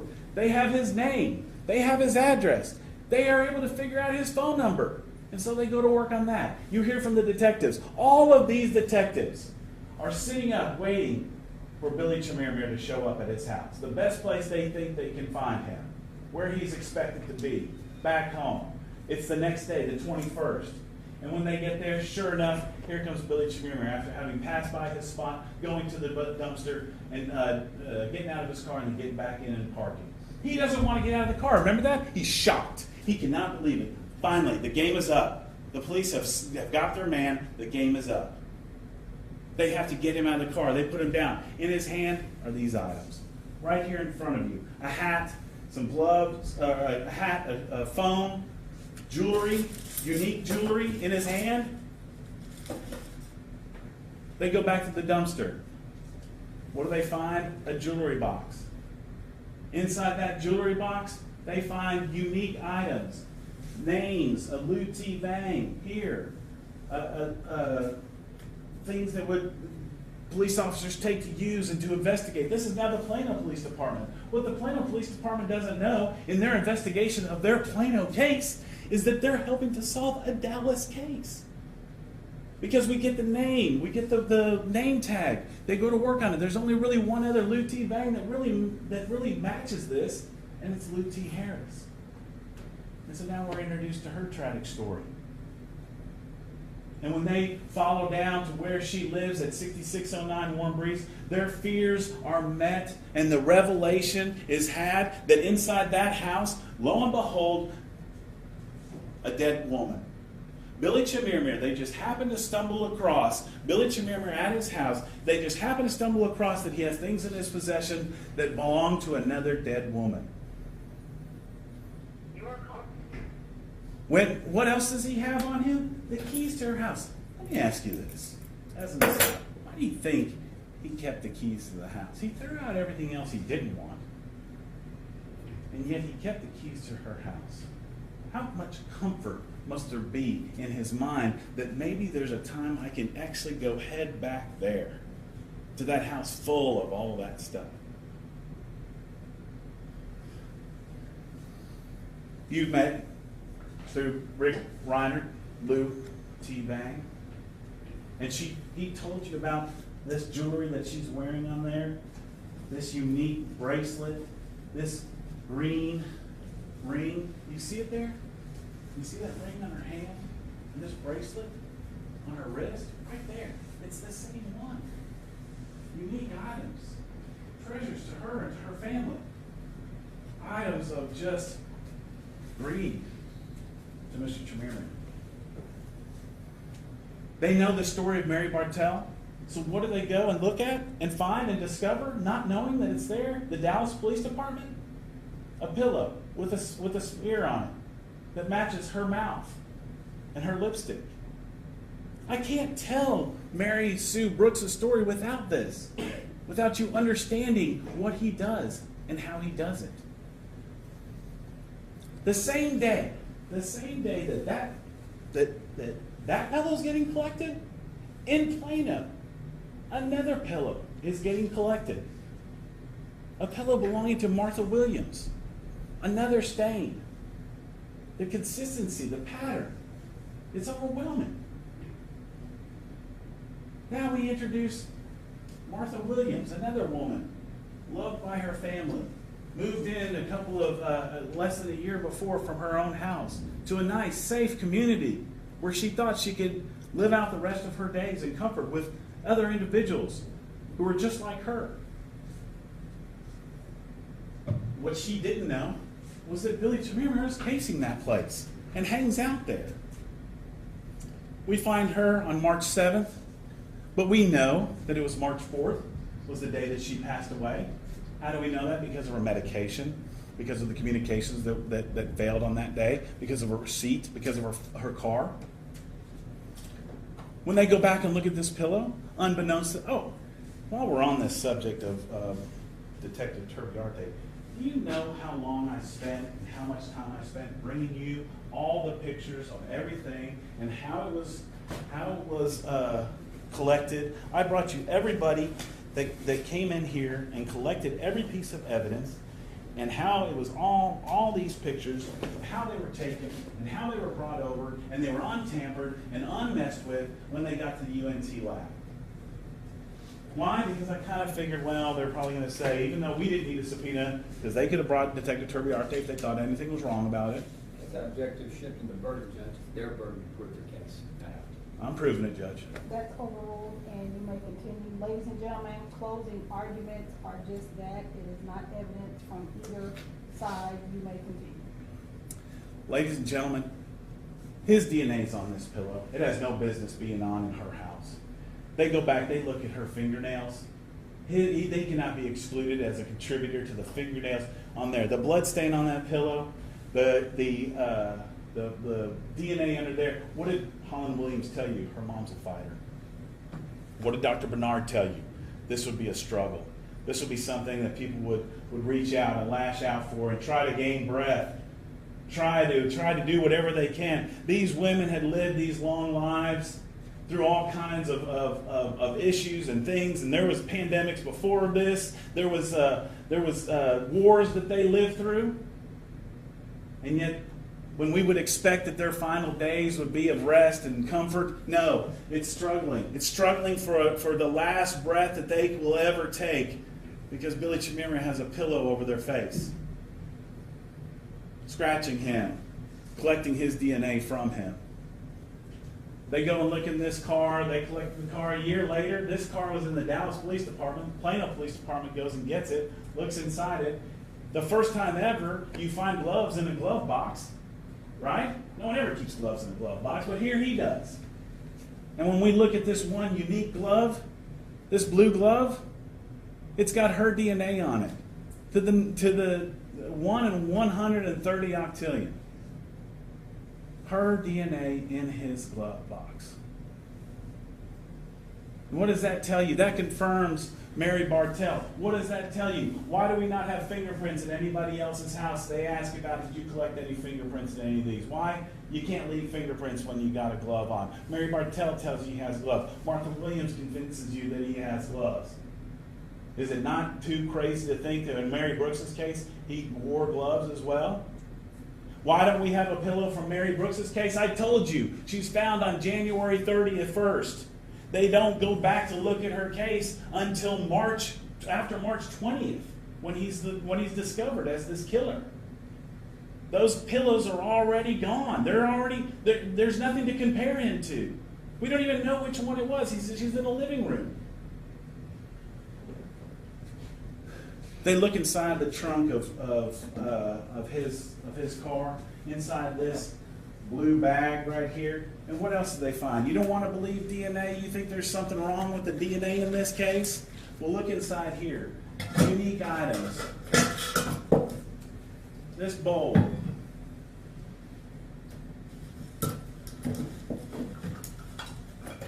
Creamer. This creamer. A wedding gift, she believes, to her mom. Lived with her mom for all those years. Now, something to be carried around in the trunk of Billy Chemirmir's car. Something to be got for. Something to be earned. His job. That's part of his job right there.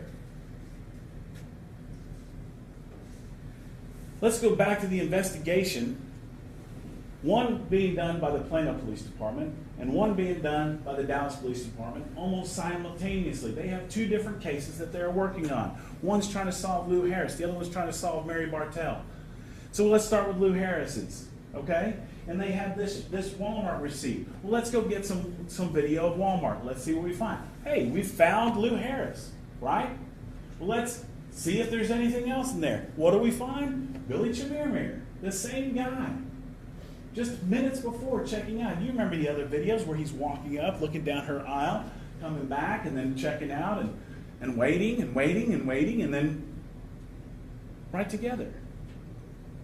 So they go and get more video, right? And what does this do? The Dallas Police Department gets more video that helps the Richardson Police Department. Is this a big conspiracy where you get Dallas and Richardson and Plano and the FBI and the UNT lab? Everybody to let's just all go frame Billy Chemirmir all of a sudden. No. They are following the evidence as I would ask you to follow the evidence. And what do we find? At 10:53, Mary Brooks is walking into that Walmart, and unbeknownst to her, over her left shoulder, sitting in that Altima that we showed you the video of, is Billy Chemirmir. Sitting there. Right there. Remember that? Remember, this was from earlier. Remember, he was at that Walmart 3 times that day. First he came, he parked, he walked in, looked over, turned around, got back in his car, and then left. Then he comes back again and parks at this time and sits there. He goes inside. Remember, he has the exchange with the woman. He goes inside, he buys an orange, a Lunchable, and sits there for about an hour. Facing what? Facing these parking, the handicapped parking spots. His favorite little hunting spot. We know that was the same day that she died. Why? Because she's wearing the same clothes. Right?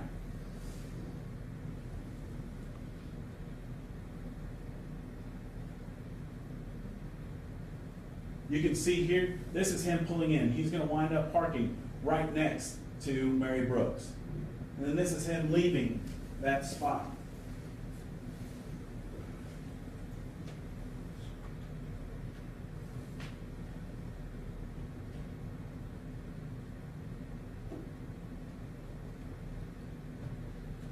Man, that's not working. Anyhow, you know he parks right there. That same Nissan Altima. And this is her. She's parked. She's right next to him. When she pulls out, he pulls out. Why do you think he likes this Walmart? What do you think it is about this Walmart? Well, there he is on his phone. Look who's right behind him. There he is walking in, looking over. Here he is walking in again at another time. Who does he see? Walking in again, coming right out against him. Again, looking over. You've seen all these videos. You've seen what he is looking for. These women, each time. That's his hunting ground. You remember this exchange with this woman here? When he comes in this...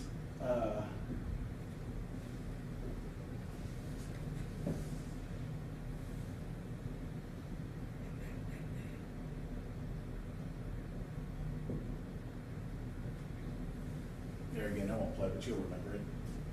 You remember how they have that exchange and he helps her with the basket and he gets his stuff, the trash out for her, and she pats him on the shoulder. That's how, do you remember what Mary Bartell told you? He spoke elderese, right? He knew exactly how to do it. How do you think he gets into these houses? How do you think he's able to communicate and look and interact in these different environments without being seen and without being noticed? He's practiced his craft and his trade. They want to say that this was, in Mary Brooks's case, that maybe she invited him in, this stranger, into her house, and then just said, here, take all my stuff. Maybe that's how this became not a burglary.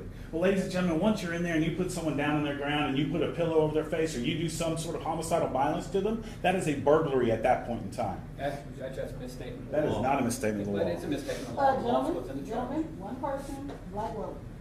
So your legal objection raises, Well, he's misstating the law. The law's what's in the charge, and the jury's entitled to rely on that law and not his interpretation of it. and to that I will sustain that objection, Mr. Fitzmartin, just stick to the law that's in the charge. Thank you. If you get into someone's house and you enter that house with the intent to commit theft or with the intent to commit some sort of other felony offense, that is a burglary. That's not what it says in the law. It's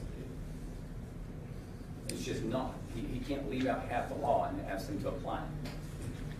I've already ruled, however, ladies and gentlemen, you will have a copy of the court's charge to read all of the instructions as well as all the law that is given to you by the court. As I told you before, this is summation. This is summation. You will recall all the evidence and testimony that you heard in this case. Mr. Fitzmartin, you can continue, and I'll give you some minutes back. Thank you, Judge. Ladies and gentlemen, do not forget Mary Brooks. Do not forget, let me talk about Mary Bartell. When we go to Mary Bartell, remember I told you that Dallas is working on Walmart? Well, Plano's working on Mary Bartell's case. The offer-up records, okay? They get the offer-up records to try to prove Mary Bartell's case. And sure enough, it does, because she signs that piece of paper right there that says that is her ring. It's a ring she had for 50 years. Then we see that we track that, and he's selling that ring down at Starbucks to Abdel Saleh. What do they do when they look inside those same records? They find Mary Brooks's ring. The same ring that her mother owned, that Ann Brooks's grandmother owned. The same ring that was soldered underneath, that Ann Brooks says, I know for a fact that is mine. We brought in William Noble, the owner of the company, to say that ring and that ring is the exact same ring. We brought you records from Diamond and Gold Exchange. You remember the pattern? The pattern in all these things? He would go attack someone and then go directly to Diamond and Gold Exchange. March 4th.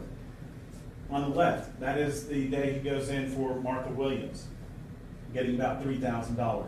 March the 19th, that is Mary Bartell, 105, having just gotten $380 from Abdel Saleh.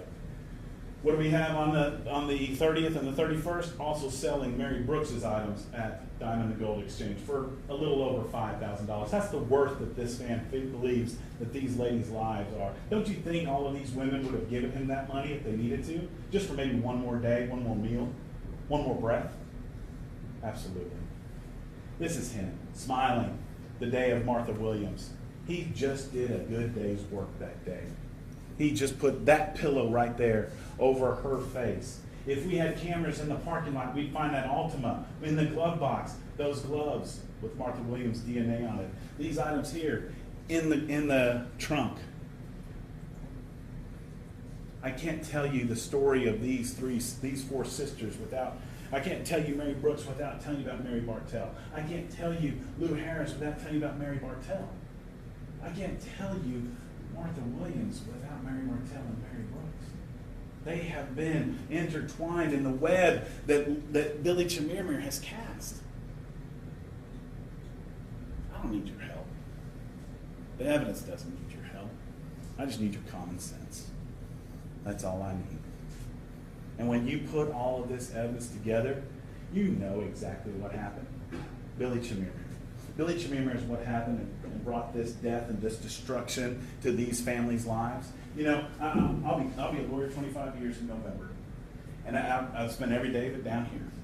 And these are the laws that we live by, and I do encourage you to read that court's charge and see that we have filled out every part of what we're supposed to prove to you here today. But you know, the laws that are in here that prohibit things, they're all pretty much driven by the 7 deadly sins. You've all heard of those. You know, sloth, envy, pride, rage. That's pretty much what it comes down to. Billy's, Mr. Chemirmir's, it's greed. That's his 7 deadly sins. And you know, when you think of some of those like rage or lust or gluttony or whatever, some of those might be brought on by some sort of mental condition. You know, maybe it doesn't excuse something, but it might explain it. There's no real explanation for greed. You know, it's the difference between greed and just wanting more or wanting a better life. Okay, that's what this country is built on, is wanting more and wanting a better life. People come here from far away. You've heard of them here. Lou Harris, Tom Onding, Abdel Saleh, Gilad Nisanoff. They've come here to carve out a career, carve out a life for themselves. And maybe that's what first brought Mr. Chemirmir to our country. But then the greed took over. And greed's different. Greed makes things like humans turn into objects. You know, you've heard of the Midas touch. Everybody's heard of that. Well, that whole story is about old King Midas. Old King Midas, he did a good deed for a god and gave him a wish. And he said, you know what, I'd like to be able to touch something and make it turn to gold. And he was so excited when he got that wish. And but soon that greed started to turn back on him. The meal that he ate turned to gold, and the cup that he drank turned to gold, not taking that pleasure from him. The roses in his garden all turned to gold, which brought him joy at first. But what happened to his daughter? His daughter didn't like that she couldn't smell the roses anymore, and he touched his daughter, killing her daughter, turning her to gold. Well, ladies and gentlemen, now you have a new touch, the Chemirmir touch. This touch turns everything to death, to ruin. He takes these pillows, these objects that should be our comfort, things that should be, we use to decorate our houses, that these women probably use to bring comfort to their life and to their house, to give them rest, to give them respite. But what does he do with them? He turns them into objects of murder, objects of greed. Death follows the touch of Billy Chemirmir. When he touches these items that you see, these heirlooms, these things that should be passed down from generation to generation, they now become things of just objects to him. Do you really think that anybody wants this creamer anymore? The thing that was given as a wedding gift, but now was the object of someone's desire to the point where he's willing to kill her for it. The ring of her grandmother, Ann Brooks' grandmother, that she wore for a week, melted down, sold off for measly dollars. That's the touch of Billy Chemirmir.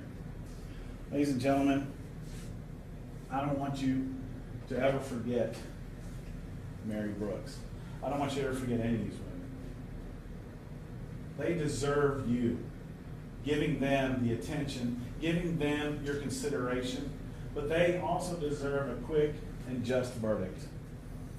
Every minute, when you go back there and you take this charge and you read through this charge if you need to, and you come back to maybe you decide who your foreperson is, there is only one place that your foreperson should sign, and it is this top line here. It doesn't. Although he did commit theft, you don't sign that, and it's definitely not guilty. It's just a capital murder. That's what this case calls for, because justice calls for that, not because of what I say or he says or anybody else says. It's because that's how the evidence has led you.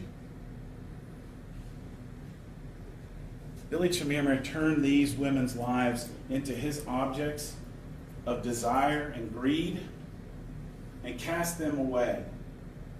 Do not cast me away when I am old. Do not forsake me when my strength is gone. These words uttered in the book of Psalms thousands of years ago ring true to today. Our elderly, the most vulnerable of our society, along with maybe children, deserve our protection, deserve to be told your lives meant something. And the police departments in this North Texas community came together and provided the evidence we needed to hold you, Mr. Chemirmir, accountable for your actions. And every minute, every second, you delay your verdict in this case gives him hope. I'm just going to object. That's an improper jury argument, and then trying to shift the burden. We just asked him to keep his argument within the proper bounds. Objection overruled. You may continue, and you have 1 minute left. Thank you, Judge. A swift verdict on your part will take any hope that he has away from him, that someday he might walk free again. Someday that he might be able to go back to 5000 Old Shepherd or go back to that Walmart. Take that hope away from him, just like he took all hope away from these women, just like he took the breath away from these women. Return a verdict of guilty, because he is guilty. Send a message to this community that the citizens of Dallas County will do what is right. They'll do what is just, and they'll do it in a swift manner. And send a message far and wide that Billy Chemirmir is a capital murderer, just as he set out to be. Thank you. Thank you so much. All right, ladies and gentlemen, you have now heard all the evidence testimony, and you have now heard all the closing arguments in this case. I will allow you to retire to the deliberation room so you can start your deliberations. On the very top is the official charge of the court. That is the actual charge. It's file stamped that your foreperson will sign their name to whatever your verdict form is. We also have exact copies for each and every one of you so you can read the law for yourself. And at this time, we will allow you to retire to the back. And while you're retiring to the back, I would please ask all persons to stand.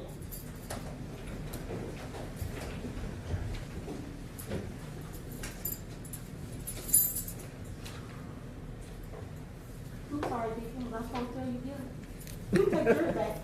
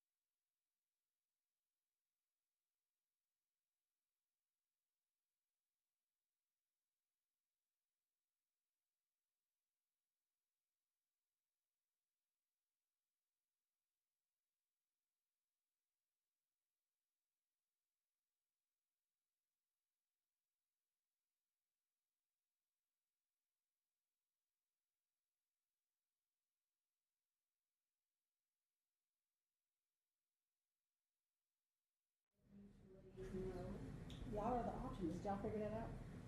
Y'all didn't? Yeah, that means I did my job. So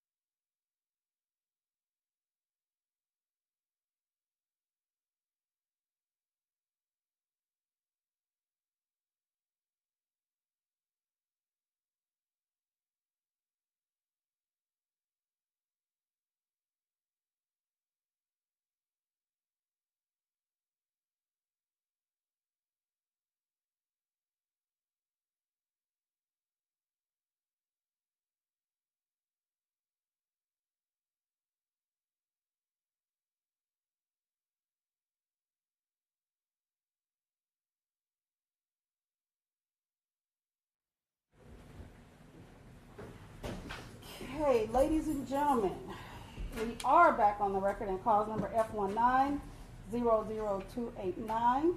I have been handed a jury charge with the verdict form by the bailiff, and I have Mr. Grayson P. Wells. Are you the presiding juror in this case? I am, Your Honor. All right. And Mr. Wells, the jury has reached a verdict, and that verdict is: we, the jury, unanimously find the defendant guilty of capital murder as charged in the indictment. Is this your signature, and is this your verdict form? Yes, it is. Your All Honor. right, thank you. You may be seated. So at this time, state, defense, does anyone wish to have the jury polled? The defense does, Your Honor. The defense does? Yes, ma'am. Okay. So what that means for everyone, we're gonna way down, and I will ask you, well, actually, let me call your name and number so that we know exactly who is on the 12 seated jurors. I'm gonna start with, is it Mrs. Sharon? Yes. Mr. Sharon, was that your verdict? Yes. And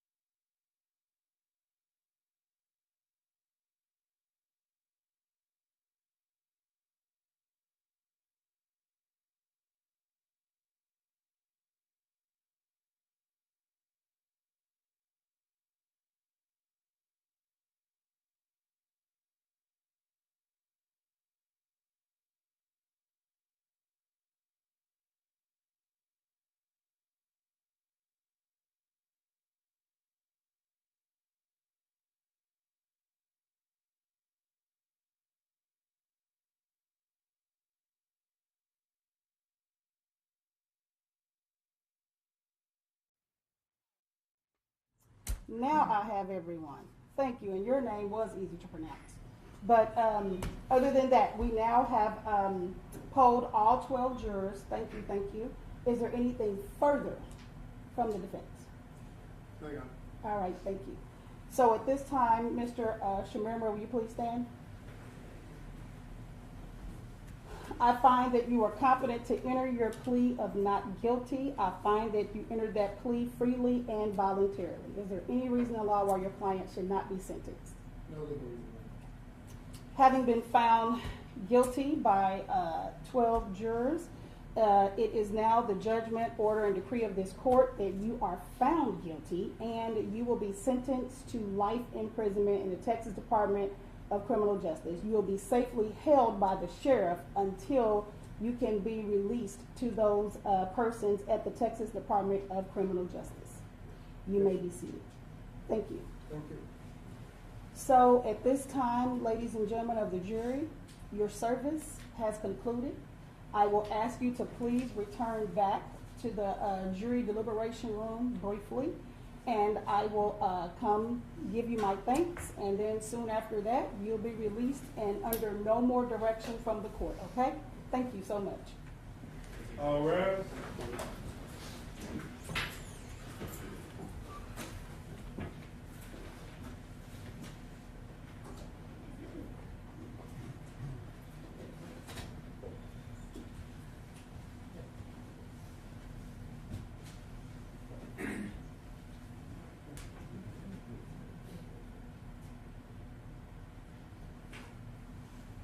You may all be seated.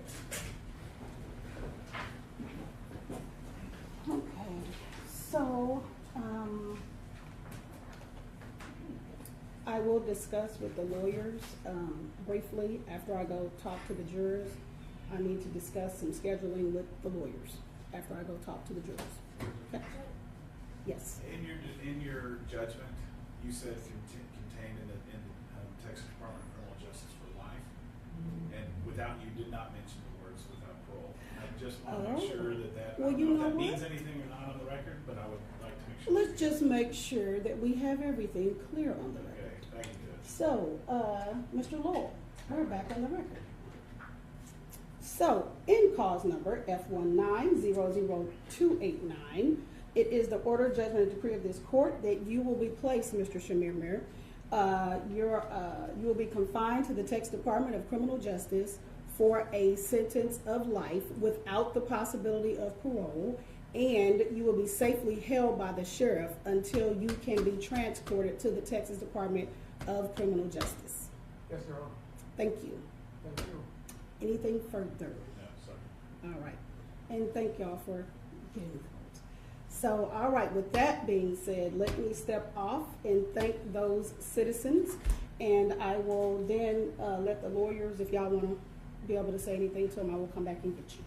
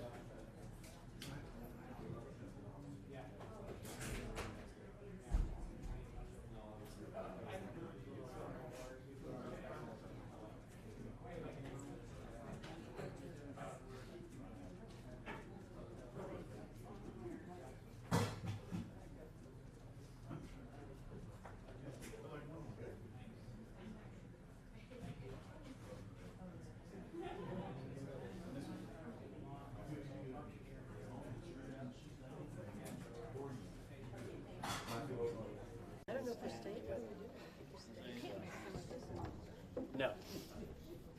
No, that's kind of what I was alluding to. You come down here, this is, we're down here every day with this stuff, This is not merciless. Now they were asking me about the speed of the verdict. I tried a case back in 88, capital murder case. Left the courtroom, went to my office and got a phone call back. For everything you guys want. I've been people. Good person.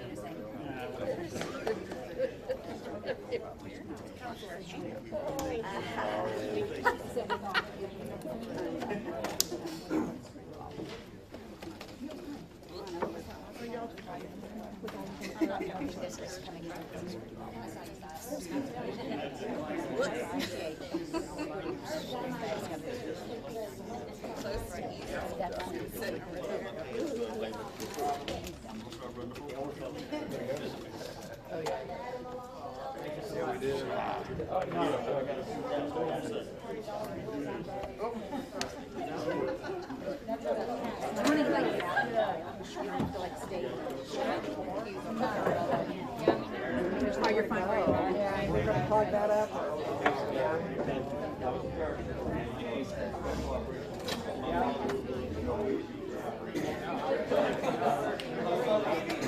I still want to fight to this game. I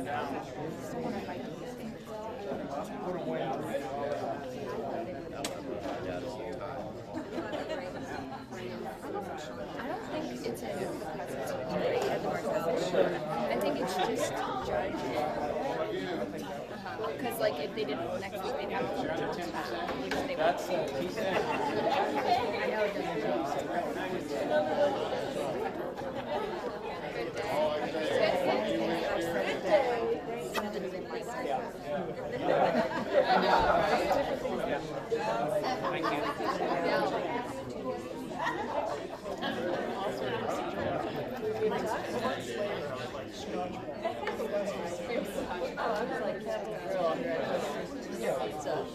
I didn't know, I thought we were. Ordering all that pizza. If you go to the freezer. I thought we were looking, leaving out.